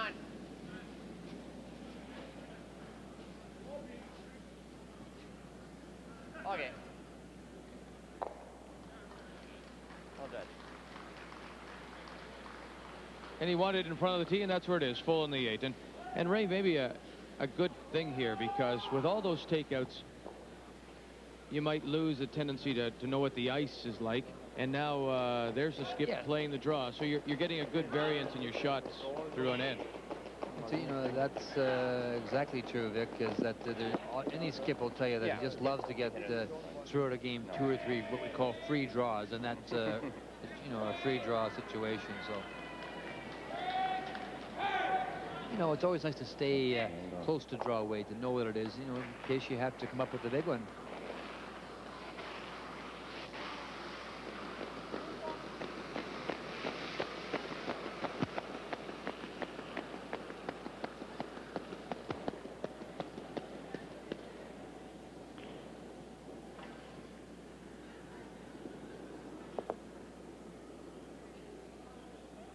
The German skip, Roland Jentsch, he is a meat salesman.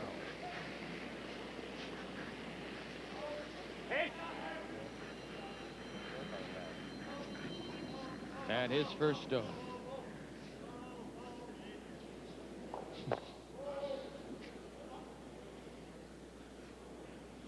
Throw a lot of weight at that. Regular. Played it down pretty quietly, just less than hack weight, but it held there and hit it on the nose. So I think you'll find that Ed will throw more weight than that at it, especially using this in turn.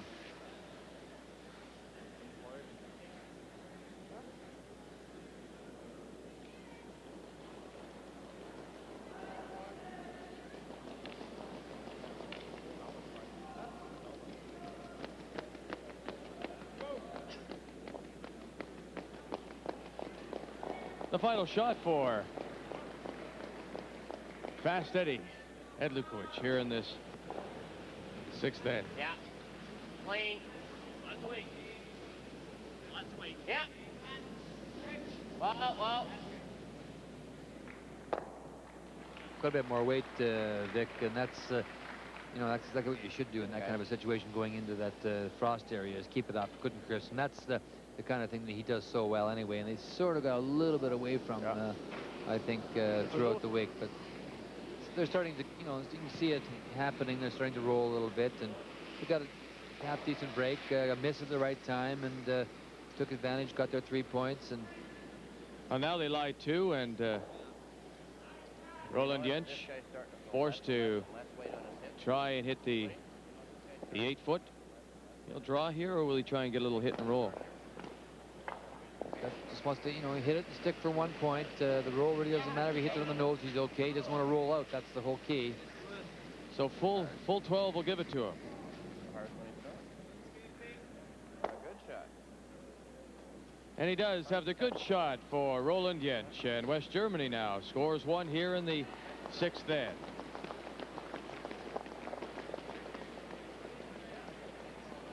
And after 6 complete, as they give some high fives around, why not? They're on the board. It is now Canada 3 and West Germany 1.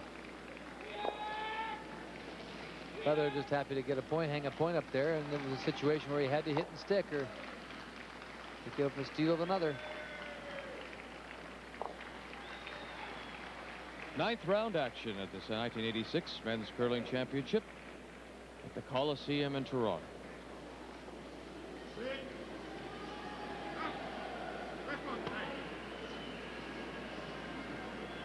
Well, let's see what they do here. Vic, Roland indicated he wanted it in the rings, but you would think that in this situation he'd be trying to, you know, get something going by playing it up in front.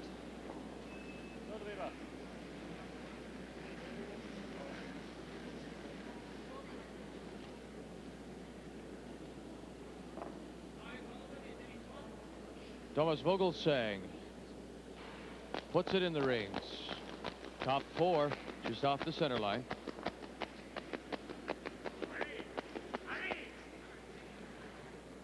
Outside in, you can see the ice that he's taking. It's just edge of the stone. Regular. There it is there. Regular weight. No. Yeah. 3. Okay, good shot. That really moved a little bit at the end. Sure did. Brent Syme gets the hit and rolls out. He had good solid weight, and you expect that maybe to hold a little bit, but that one came just at the end. There's the indication now he wants it out in front. Play it up front, he says. And, there it is, right there. And what's Ed saying? Sure, go ahead, put it up there. We'll use it maybe too, huh? Yeah, he can, but that's an option.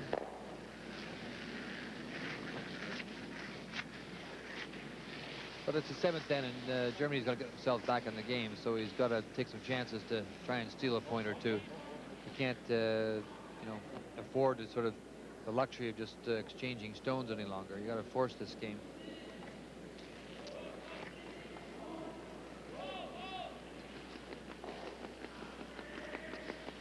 Still wait, same weight.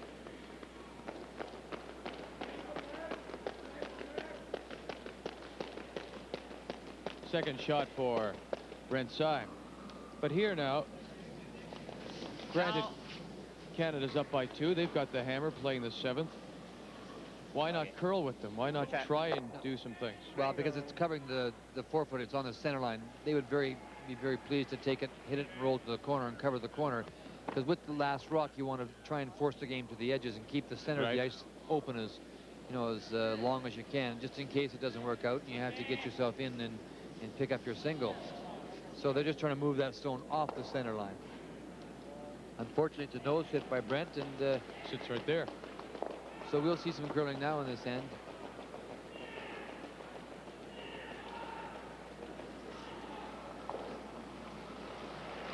Charlie Kapp, the 41-year-old German second.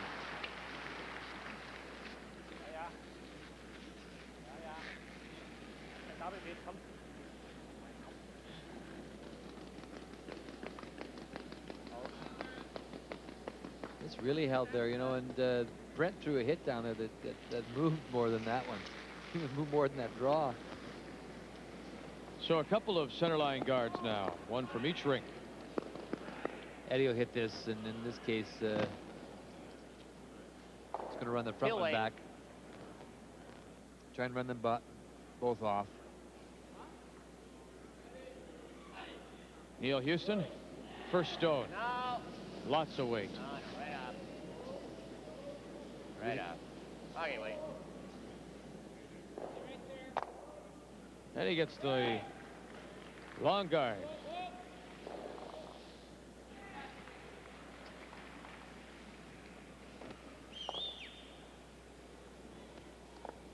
One more guard up front, he says. The indication with the brush, pointing up front.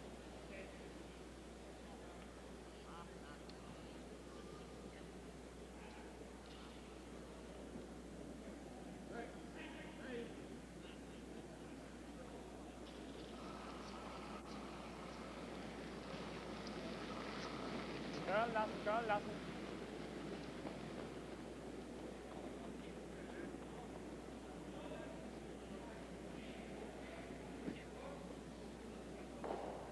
Gar nichts.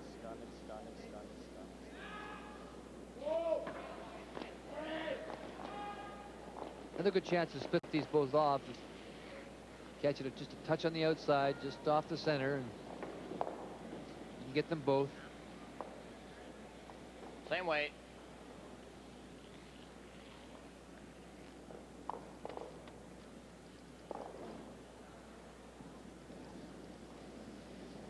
No. Neil No. Houston, second stone. No, right off. There's one, and the double bump, and Okay. the raised rock stays around. Go. But it stayed out of the rings, and it's away from the center line. That's the important thing.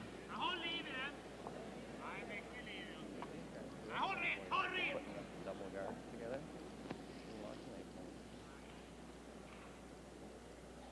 Roland Jentsch, one more up front.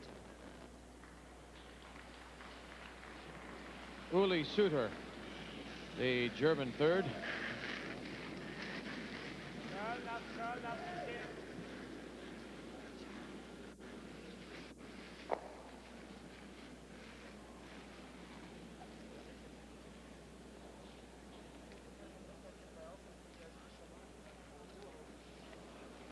And out in front is what he gets. All right. I think he'll try and run this one off again one more time. Be interesting to see though what happens if they put it up once more.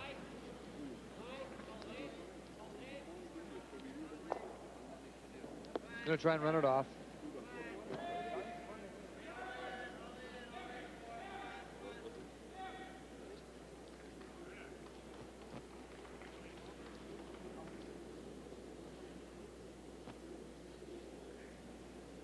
John Ferguson, his first stone, 7th end, Canada leading Germany 3-1, 9th round. Hey. Well.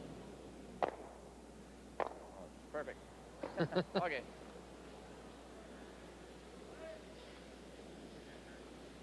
Splits it off, but he raises it onto the other German stone, and the All right. raised rock spins into the rings and now sits just at the edge of the 4, right on the tee line. It's been that kind of week, hasn't it, Vic? Yeah, the breaks have been few and far between for Canada. The nice thing about this, though, is that you can squeak through the round robin with, you know, not a lot of things going your way, although some of the little things going against you, and you get into the semifinals and the finals, it's a whole new ball of wax, and you're there, and maybe they'll just turn for you, because this game has a strange way of evening out. Sometimes you wonder when.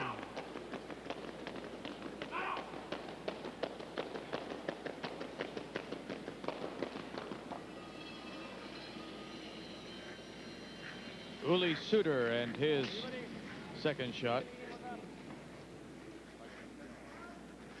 No way. Hey. Dirk. Voll. Zieh an. Lower Stück. Center steht. Okay. And Uli Suter puts up the long guard, and he leaves just a corner. Well, we'd sooner get the rock, okay? A lot of different words used there. I'm not, my German is limited, but he finished it off with okay.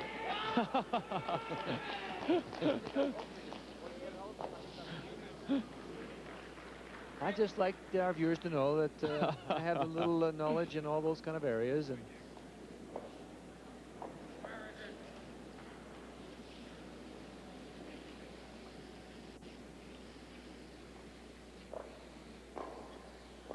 Eddie's playing it very, very tight.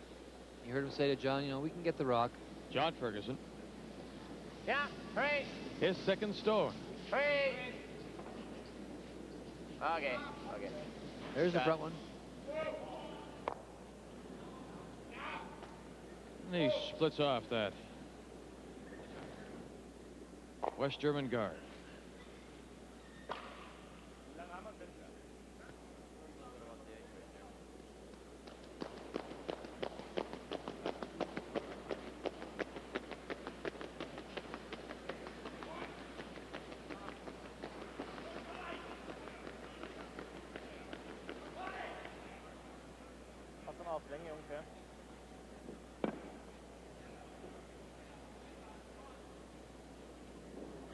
Roland Jentsch playing the guard again. Out turn. Thing to watch here is that it, you know, how long it holds the center line on the way down.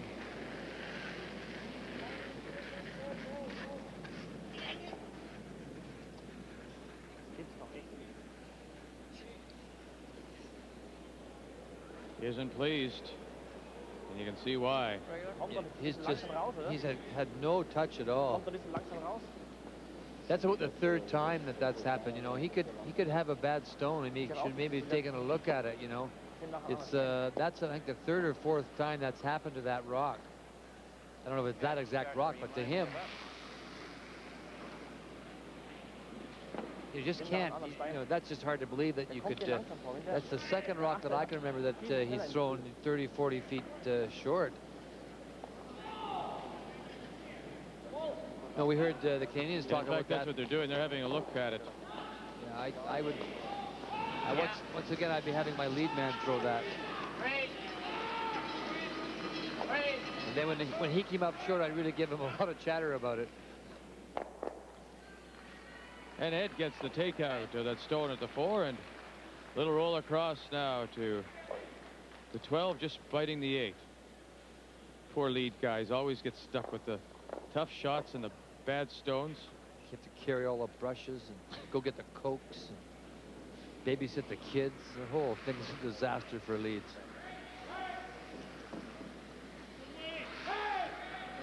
I have your book with me here in the back, and I think we have to take it. Ask him, what percentage do you now? What do we do now, right? Draw, that's all you do, draw.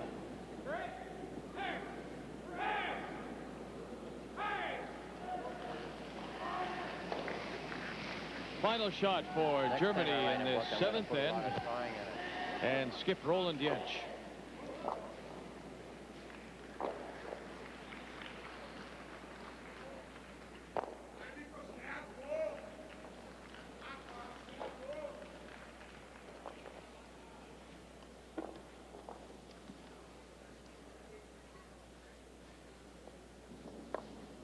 Throw it through and hold last rock.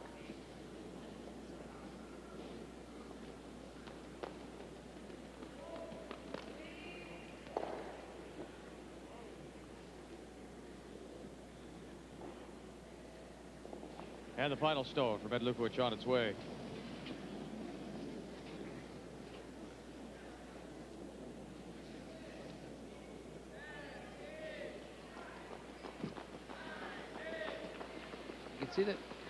You can see them taking a very, very good look at that stone. They're testing them now. Watch, they'll push them together. Here's it right here, just to see if they're, you know, one is sliding as fast as the other. And they've decided that it's, you know, what they do is they'll take the stones, put them, freeze the faces of them together, and push them down the ice. They'll do that before the game to see if they're sliding at the same speed.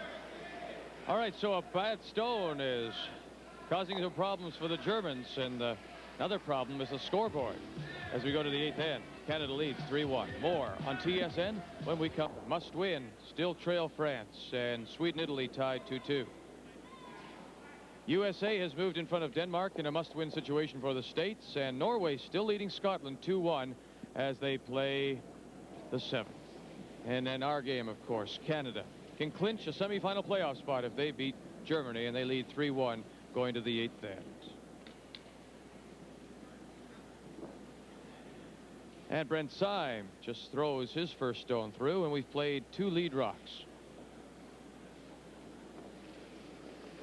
This the second stone for the German lead, Thomas Vogelsang. Ray, what about a rock that has a problem with it? Can you replace it? Can you go to say somebody, we don't want to play with this one anymore?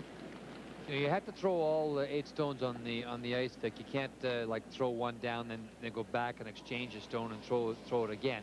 All the 8 stones have to be thrown in the end. What you can do in a case like that, you know, what they do, and we watched the Canadians do that. John Ferguson exchanged one of his stones earlier in the week. Is that you'll give that stone to your lead, and he'll throw it as the first rock of the end. Unfortunately, it can have an effect in that area, but they become more important as you move down the end. Brent Symes, second shot, going after the center guards, thrown up by the Germans, and he's got it. All right, so there's no way I can remove that stone at all. I can't exchange it. There's no other stone that can be brought in and replace it. You can't. What they'll do for the semifinals and the finals, when there are, you know, the other sheet's empty, the players can go out and they can test all their stones and make sure that the you know, that they feel they're fine. And if there's one that's not, then at that point, before the game starts, they'll exchange it. Charlie Kapp in his first stone, wide open house. Before the start of the game, they do that little rock test. That's right. Should they have noticed that prior to the game, or will this have happened in the course of the 6 ends? It was there, and they, you know, very easily could have noticed it. Whether they tested their stones before the game started or not, I'm not sure. I didn't see them do it. All right. In any big key game, though, you do for sure. You throw them in your practice too, and you can get an idea right then. And when you practice, you should always practice with the stones you're going to play with. I try to anyway. Yeah. Great. All I had. Neil Houston, first stone. Okay.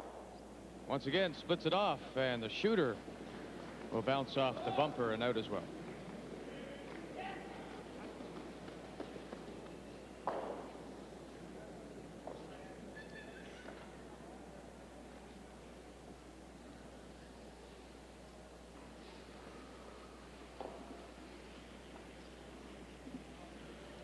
Charlie Kapp and his second shot.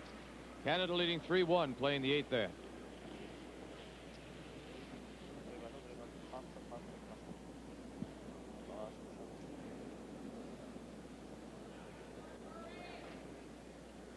Wayne Hart was just saying that you know, he noticed, of course, he was down on the ice level with the Canadians while they were practicing, and the German team only threw 4 draws in their whole practice session. So there's no way you get an idea of what you know, if there was something wrong with a stone like that. You know, we try and draw with them all and Yeah. Great. get a feeling for them. Great. Great.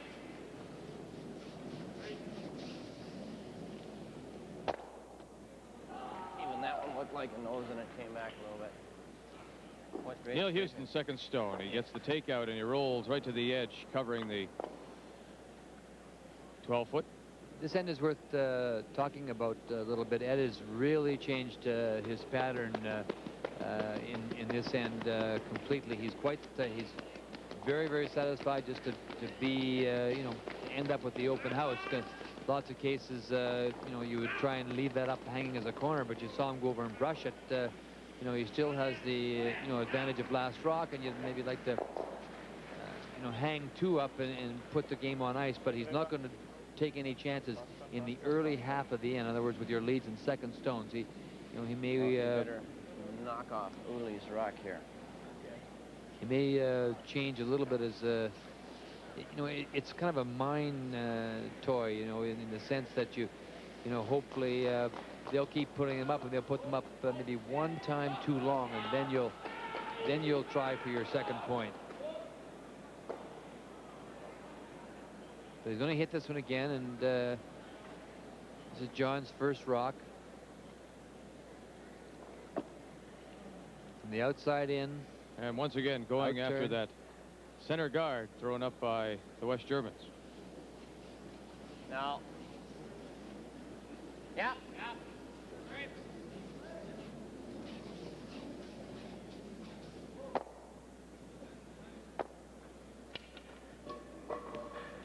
And the shooter skips off that wide corner guard, now to play.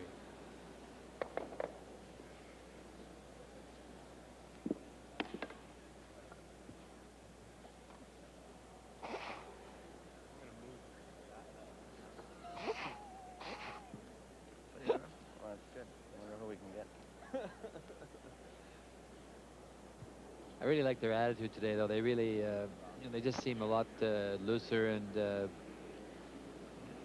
know, a lot sort of kind of clearer about what they're going to do. And that was, I found that the conversation with Eddie, that's, it always, it never ceases to amaze me. He really is a student of the game and has a lot of theory about it, and it's, you know, it's really interesting to talk to somebody that has that much knowledge about the sport. Well, the Germans obviously are finding it difficult to come back on a team now that is no longer willing to draw and is going to play a hit game with you.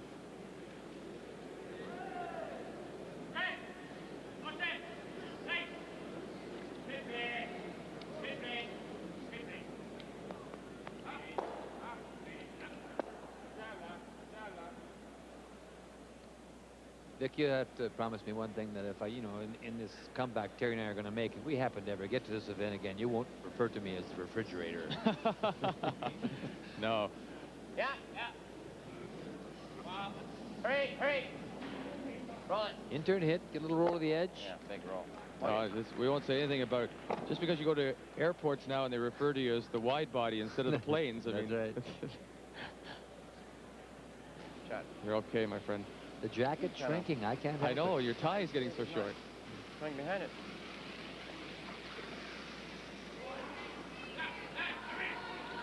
Top of the 12.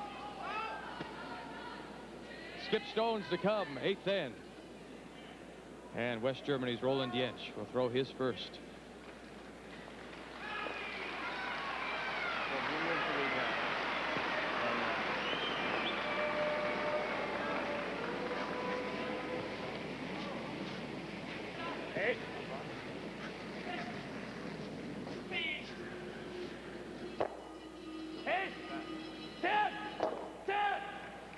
What a great roll.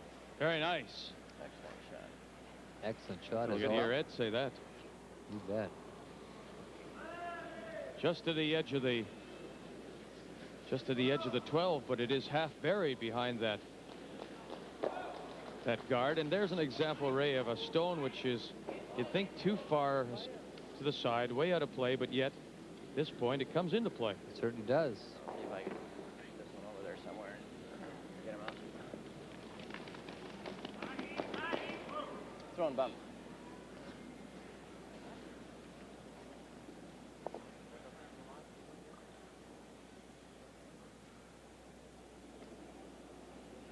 You keep the weight up here. Yeah. Hurry! It's really working. Hurry!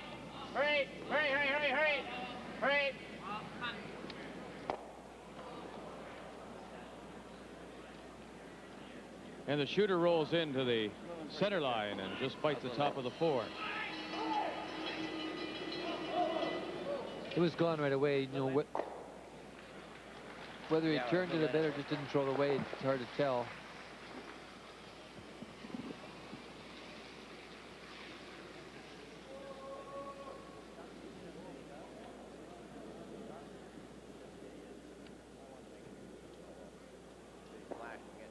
Wide open anyway. At least he's got a rock to shoot at.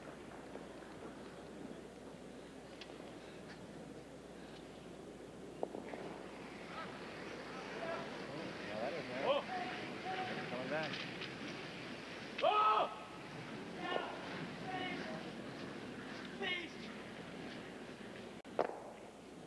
Roland Jentsch gets the nose hit, and he sits right there. Top 8. I'm Right on the center line. I think a little better today. Good bump.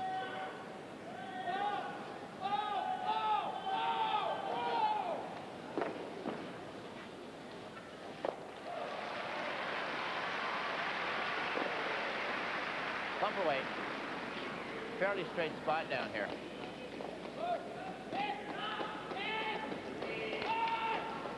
Out turn. You can hear Eddie say a fairly straight spot. I'll get that out just a minute now. Would you spell it for me, please? Straight spot down here. Back to broadcasting school.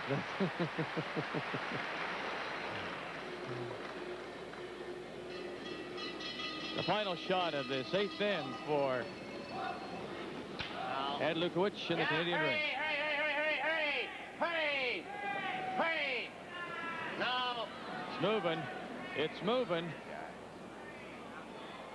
Look at this.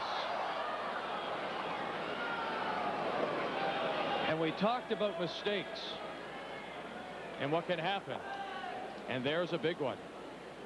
And so West Germany will steal 2 here in the 8th end. And we are all tied up 3-3. Did he throw this one inside? Here it is again. I don't know. He must have rolled it over. It went all of a sudden. Either that or it caught something. And there you see it.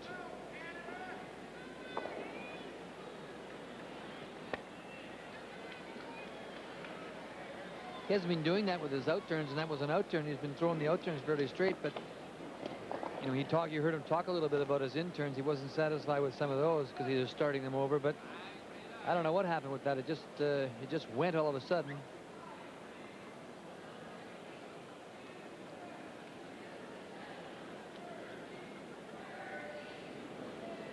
So we go to the 9th end now. And it's all even at 3 apiece. And Thomas Vogelsang and his first stone for Germany. 1 Meter.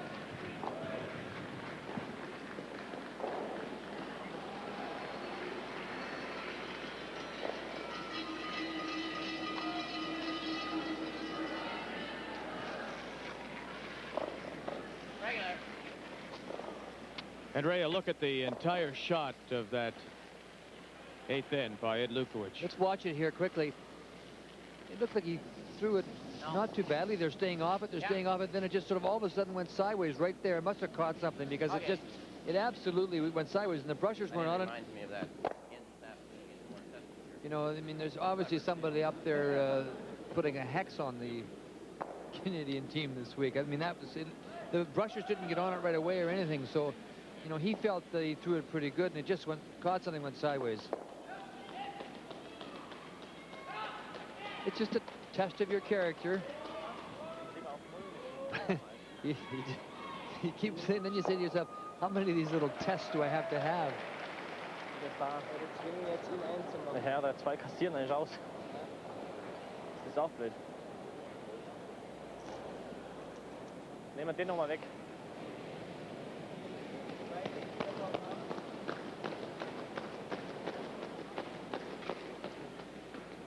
Der ist verdammt nah für 2.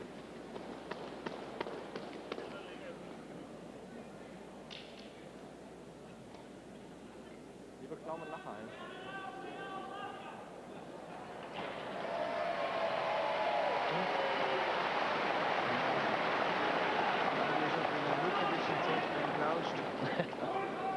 Und da hat er 2 auf die Nase.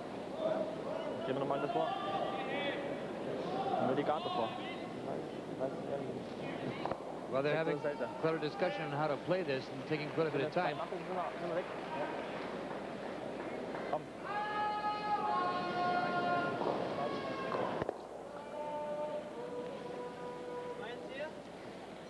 You know, I don't know. It's also a little bit of a, you know, psychological ploy, kind of. Well, Und liegen bleiben, Tomasi, gell? Liegen bleiben dann, gell? my German is limited, but he obviously is. The debate is over the removal of the stone, and what Jentsch was saying is he's afraid of the nose hit. Ja. Oh. You started this. Go ahead. That's all. Yeah. Yeah. Oh, you're absolutely right. I guess they were talking about whether to go around it, Vic, or to hit it, and I don't. In this position here, Eddie's going to hit the stone anyway, and.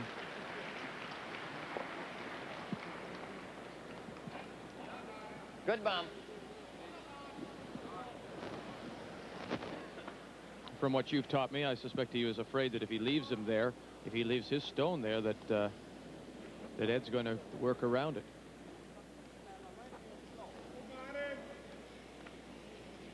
He wants to hold them, you know, to 1 point if he can. He's afraid to give them 2.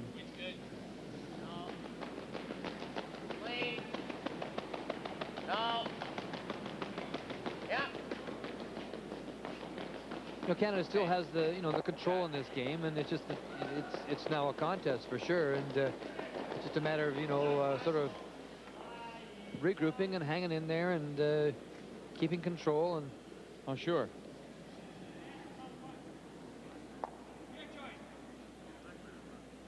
Roland Jentsch, the West German skip.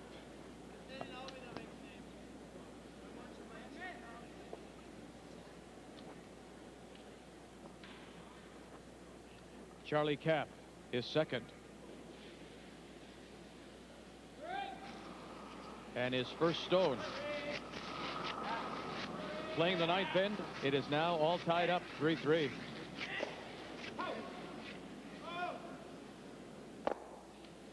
And there's the nose hit. And the corner guard.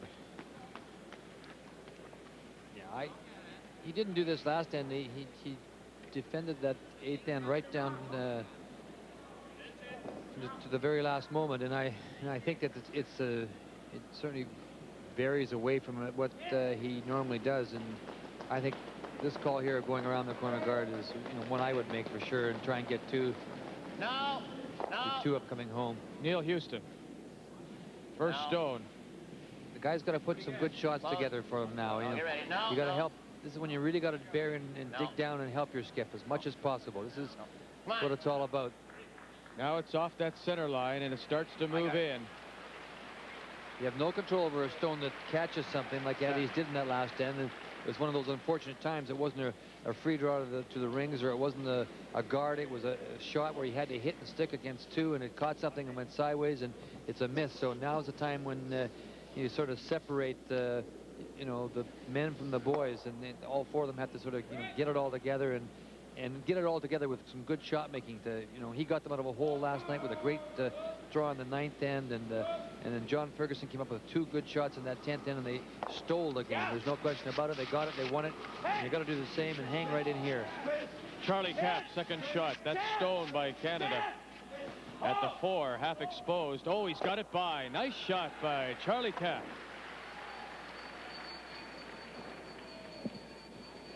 Your goal? No, Woody's goal. Okay. Who's about?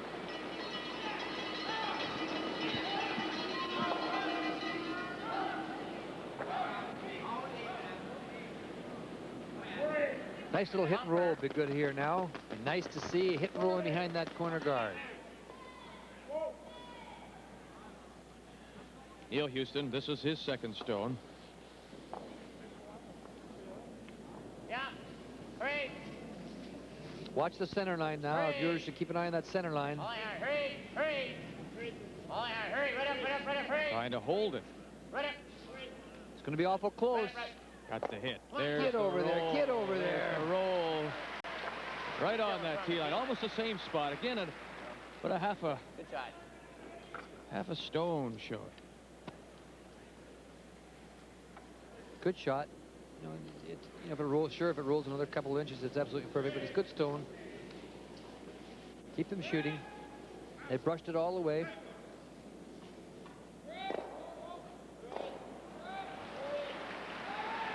Those are the kind of shots that I feel that the broom does a better job on than the brush.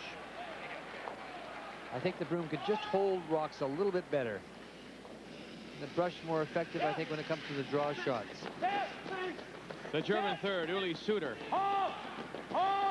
He's going to get it. He's going to pick it out of there. Just by again, and a couple of good shots now by the West Germans. First Charlie Kapp, and now Uli Suter. Isn't it funny how, a couple of points or a shot like that or a break like that can turn, There's a lot for your turn you confidence, around. doesn't All of a sudden, the Germans can see the possibility of a victory.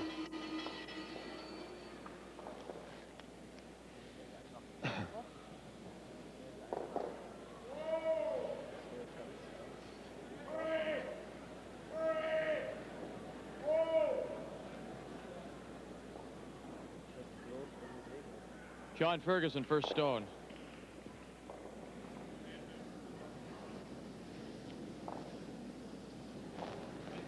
No. No. It's got to come now. Come on. No. Keep it clean as right. Well, come on. It'll break here. Hurry, hurry. It'll Gotta just get it fall by. off that center line. Now, can they get it by? Well. Oh, it'll just die and give a little nudge. Yeah, Ferguson, you know, a little disappointed they weren't brushing it earlier. I guess the guys, Wait, I thought you were fine. Oh, yeah. Yeah, died quick. you know, they felt they had the weight on it, and they just sort of dug in on him. And that was the discussion with Neil as John walked by him, and he had a good line.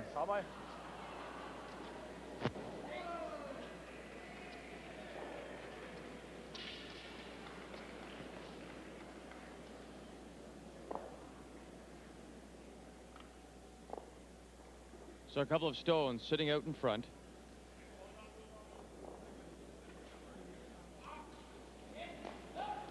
And this will be the second stone for Uli Suter, the German third. 3-3 tie. After a steal of 2 by Germany in the 8th. On a missed shot by Ed Lukowich. Playing the raise, going to try and tap it back, tap his own stone back. Playing the straight turn, the out turn.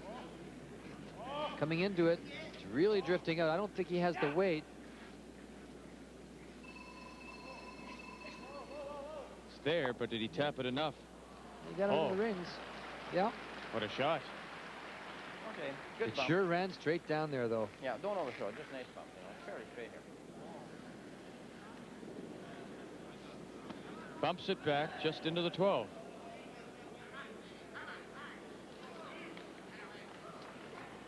There's about, you know, a foot and a half between the two stones, and Eddie's going to try and run it straight back.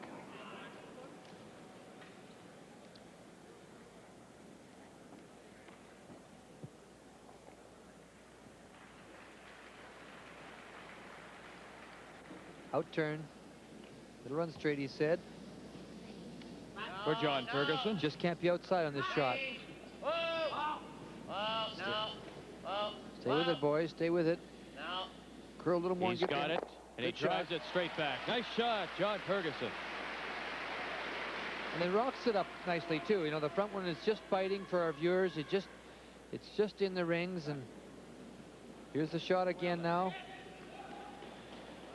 And that raised stone just fighting the top of the 12. And it sits about 3/4 exposed. 1 and 2.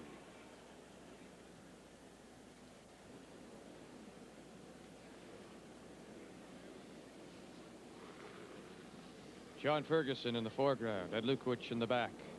Waiting for the first stone now of the German skip, Roland Jentsch, playing this 9th end. Just in behind Eddie, you could see Art LaBelle, who's recently been crowned a Canadian champion in the seniors with Earl Hashagan. Of course, those of you that follow curling will remember Art LaBelle as Jimmy Ursul's third man. Canadian champion in 1977. I believe the year that Ragnar Kamp won the world championship in Karlstad, Sweden. Roland Jentsch gets the first stone, the guard out in front. Good chance now for 2 points. Eddie can split the rings here and exchange a rock and get his 2 points and go home 2 up. All that sounds very easy to say.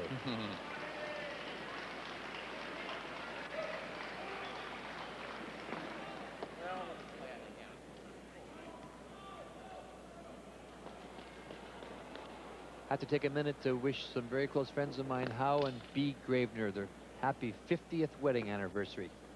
At home this weekend. Sorry I'm going to miss the party. Well, congratulations to the Graveners. 50 years. Ed Lukowich, first stone. What makes it amazing is the 2 sons they had. Close friends, both of them. See? Now. Big shot here. Take it back. It'll go. Good boy, Eddie.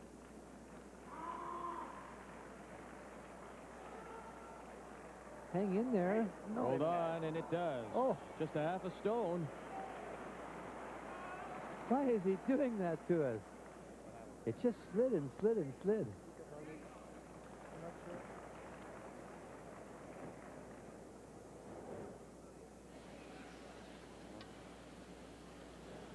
Roland Jentsch, the German skip.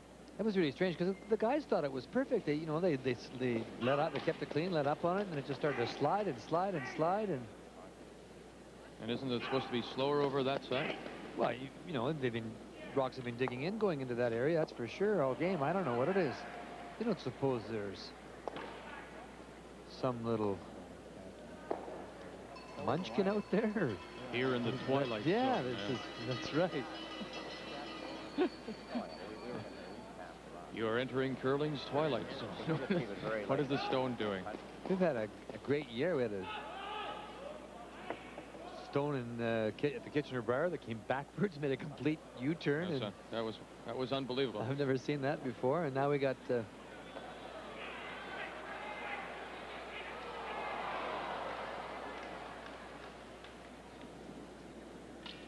that really looked like it was going to be fine. You know, we could, you know, we're a long way from the ice surface. There's no question about that. So, but they thought it was fine, and it just started to slide. And our viewers can, you know.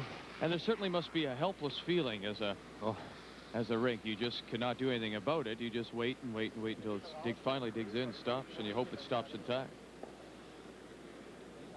Nice to see a roll out here.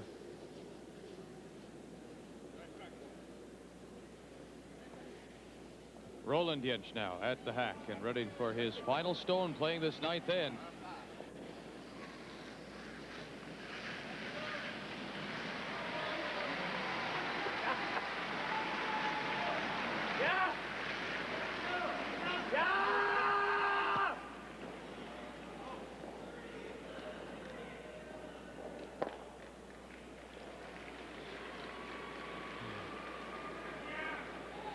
And Jentsch does hang around at the back of the throw. Good shot. Hit for two.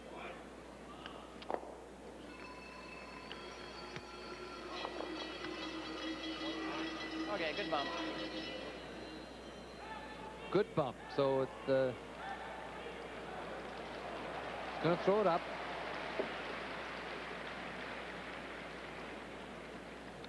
Hit it on the nose, 2 points. So the hit and stick for a pair, and a 5-3 lead. That's what Ed Lukowich is looking at now. Final shot, ninth end. No. Right up. Right up. No. Right up. Looks pretty good to me. Right up. Looks pretty good to me. Stay with it, boys. And it looks right. good to everybody as it hangs around. And so Canada scores 2 here in the ninth.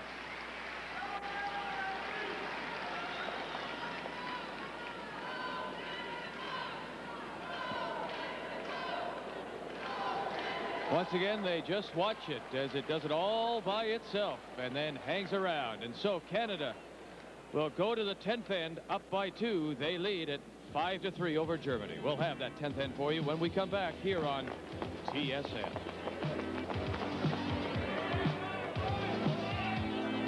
Want a new car? Chrysler's biggest sale of the year makes right now your best time to buy, with cash rebates of up to $1,000 or interest rates as low as 8.5%. Plus, savings on option packages that together could save you $1,800 on K-cars. Save you $2,500 on Chrysler LeBaron GTS. Cash rebates or low financing. Plus big savings on option packages. It's the best of everything. Because at Chrysler, we just want to be the best.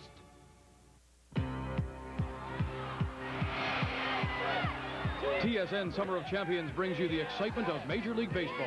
You'll see over 40 Blue Jays games, 40 Expo games, plus 40 more National and American League games you won't see anywhere else.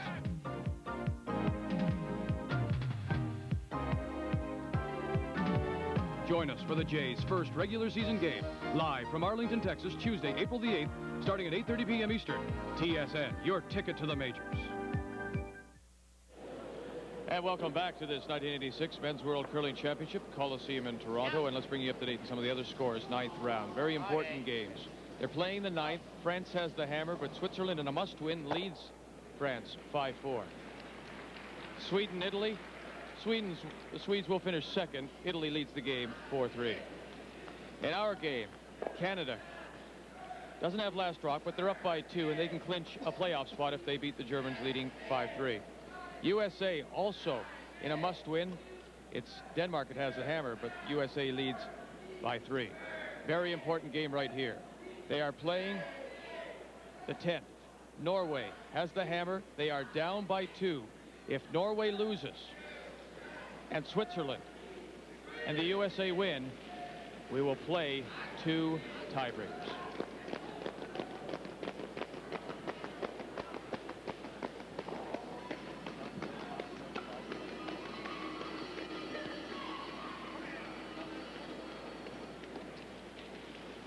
Well, Germany, in an attempt to get 2 points here, of course, will throw up some corner guards and try and get something going for themselves. They need a nose hit, something to get around. They have to try and get their 2 points to tie this game up and edge it into an extra end and try and steal it. So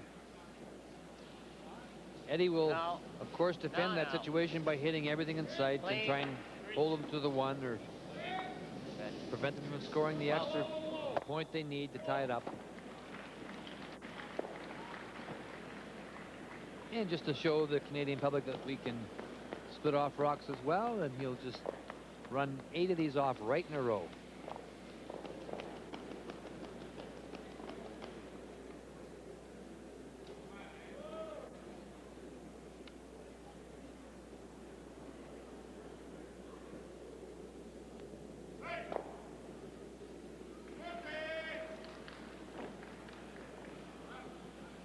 This, the ice is much faster this morning, or maybe not a lot, but it certainly is quicker this morning, or was earlier in the first few ends.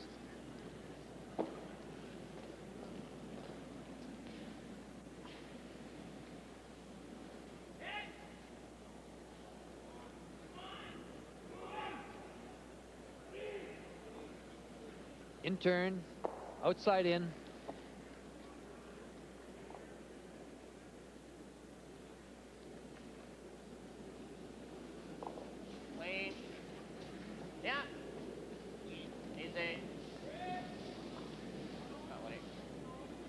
Good shooting, Woody. Good here, Luke. Neil Houston.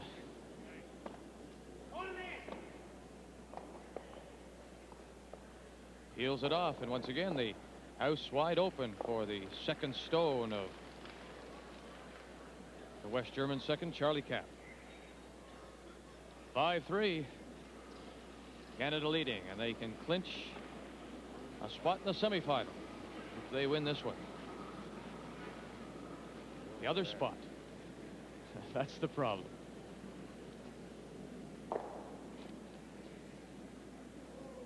Other corner.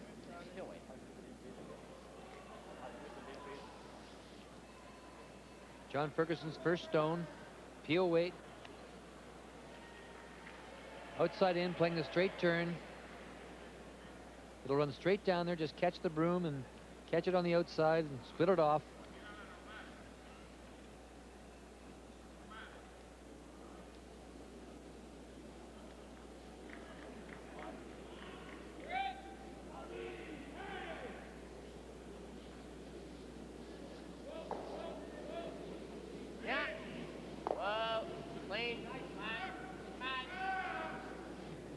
John Ferguson. Heck, a lot of weight. Oh, and he splits off that corner guard.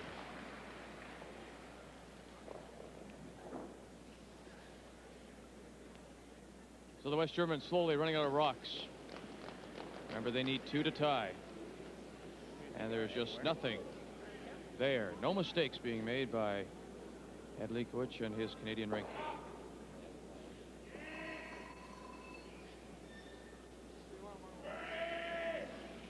This is Uli Suter. Going to change the sign, Dick. You put it on the other side and see if you can get it over there.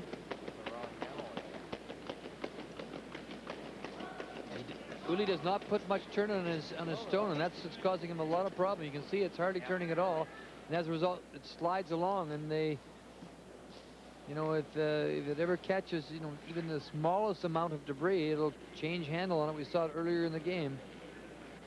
You've got to put a turn on.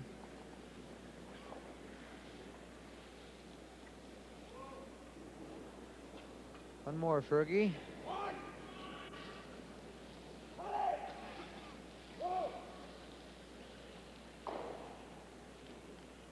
John Ferguson. Yeah. Great. Whoa. Okay.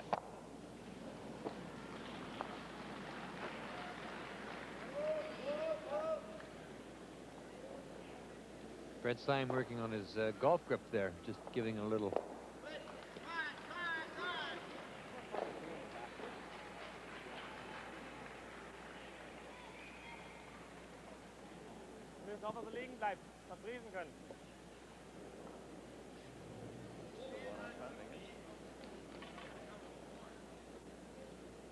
He's going to put this one in, I think.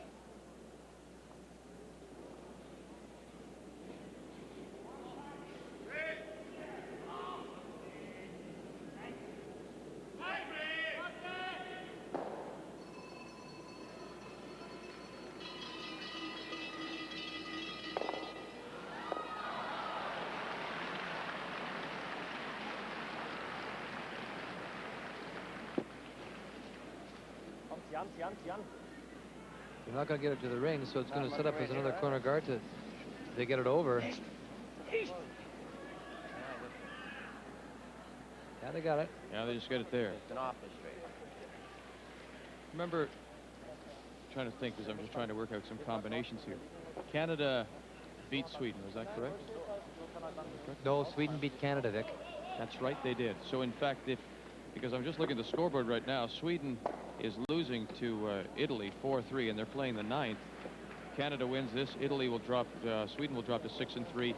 Second place will belong to Sweden.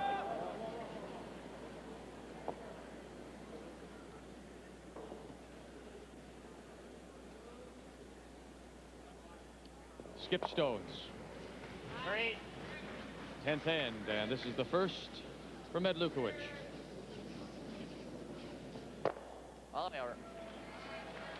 And Ed splits it off, and the shooter hangs around. Long guard covering the edge of the 12th. But it's not really a major factor, because even if you got in behind it, there's so much ice area. The distance between the guard out in front and the rings is, you know, is enough area to be able to come around that guard and still hit the rock that's in the, you know, in the rings. That's if you get, you know, if they get one tucked around it. I like our chances right now.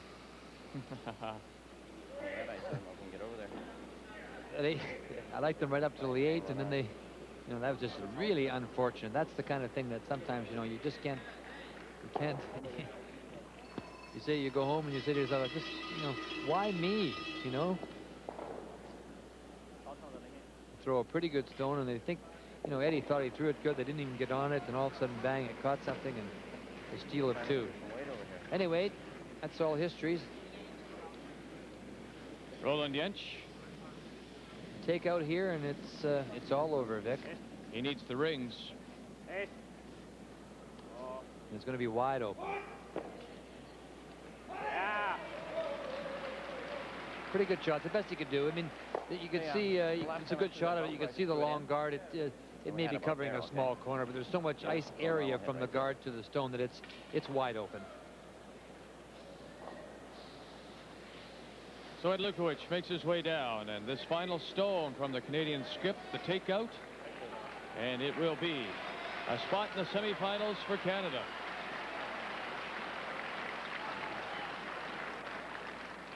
And all week long he'd been saying that 6-3 would get him a playoff. On the strength of his win over Sweden, that's right, Sweden did beat Canada, so that's if they finished the identical record, Sweden would, as you say, Vic, would have second place.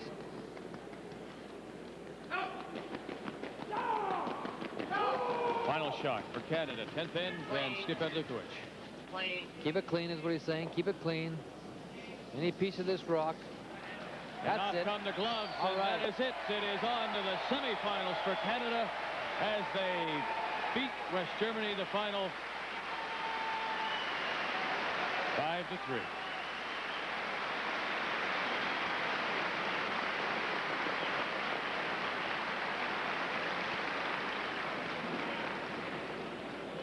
Handshakes all around, and It was a little closer than it was supposed to be or expected to be, but was that because the big miss, of course. And we'll return with more of this 1986 Men's World Curling Championship in just a 1986 Men's World Curling Championship. Canada winning 5-3.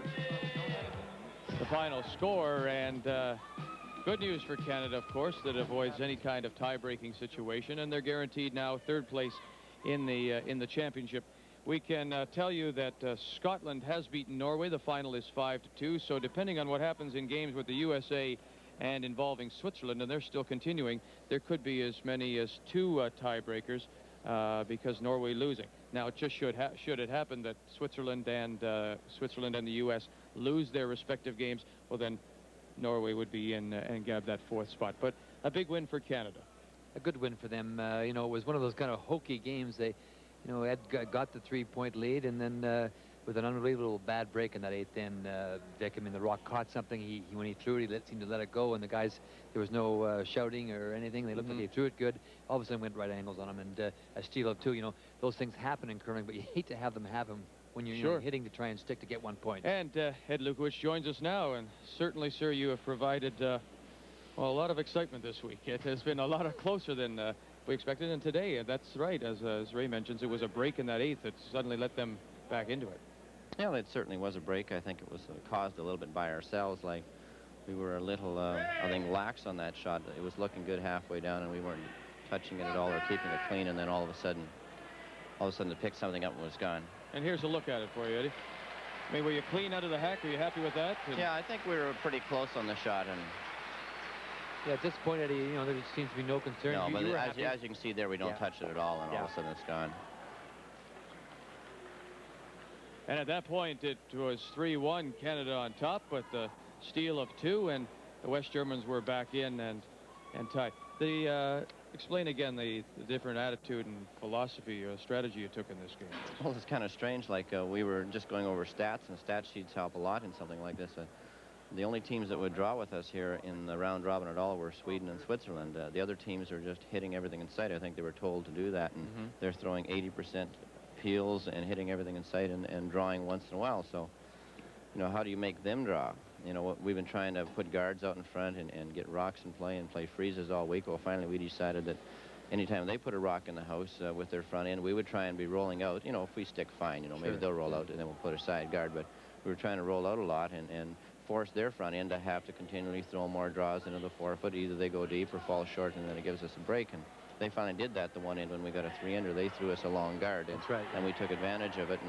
And we didn't even curl a great end, I don't think, but still they made a few shots for us there. Yeah, he came up short with that rock, and then you went around and got something started. So it's a strategy that we haven't used against anybody all year, because most teams in Canada will, you know, they're fairly aggressive, or, you know, they're always trying to get some points. Or these teams here, I think, are really, a few of them have really been afraid of us, and they just go out and hit everything in sight, and we don't. We throw all draws, they throw all hits, and then there's never anything in play.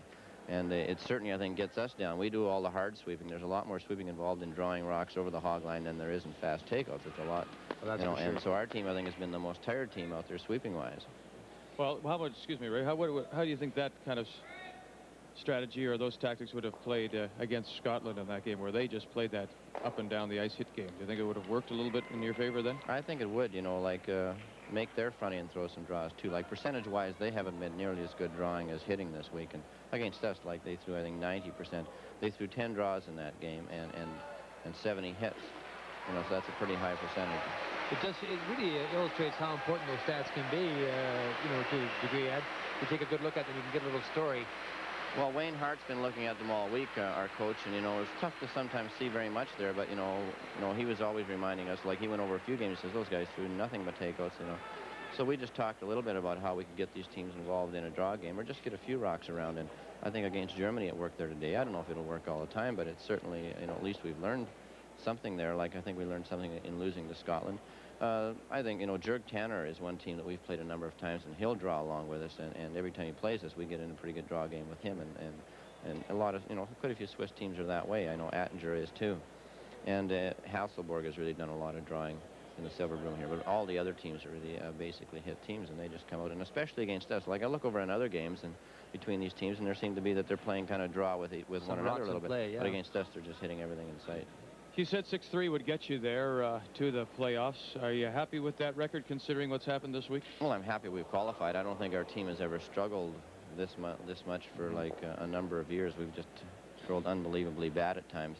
But, you know, we can't, like when we made them draw a lot in that game today, they looked very bad on draw weights sometimes, like hogging guards and stuff like that. And like I said, they looked a lot like we did during the week. And the ice can be tough to draw on in certain spots, and so we made them play our game that we had been playing. And just one final score has just come in now. Of course, it just finished up. Switzerland has beaten France 6-5. So as of this moment, Switzerland and Norway both 5-4, and there is at least one tiebreaker coming up in this championship. That's right. I guess now we're waiting for the U.S. finish of the U.S.-Danish game. Yeah, and the USA leads 5-4, and they're playing the 10th, and USA has the hammer. So there's a good possibility of at least 2 tiebreakers.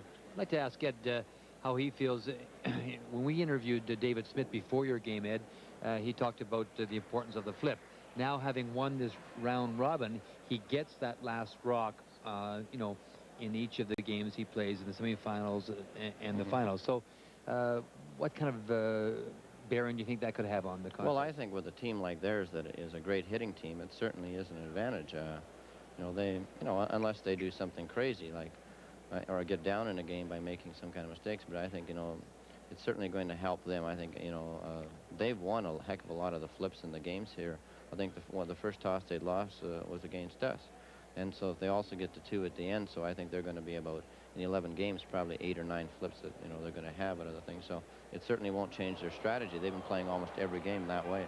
You're guaranteed to play Sweden now because they have the second spot. It'll be 2 against 3 in the semifinal. Stefan Hasselberg and his rink, how do you play them? Well, they're a little bit more, you know, Canadian-style team, and they use straw, and they draw a fair amount. Like, he'll draw around pretty well anything. I think they've been struggling the last couple games as well. Like, it seems that they've been playing a lot of the draw game, and it really looks like they've been having a tough time. I know against us, they missed a few, and then they finally got a hit and were able to go straight into a hitting game, and they played very well at that. But I think if we can stay close with them and, you know, pick our spots, to get in a situation where we could draw and get a few points, that it could be a very interesting game. Well, we congratulate you, and we wish you the best, and we thank you for your cooperation all week long, and I suspect you'll be joining us a little later. Maybe today we'd invite you back if you're around to watch some of the tiebreakers.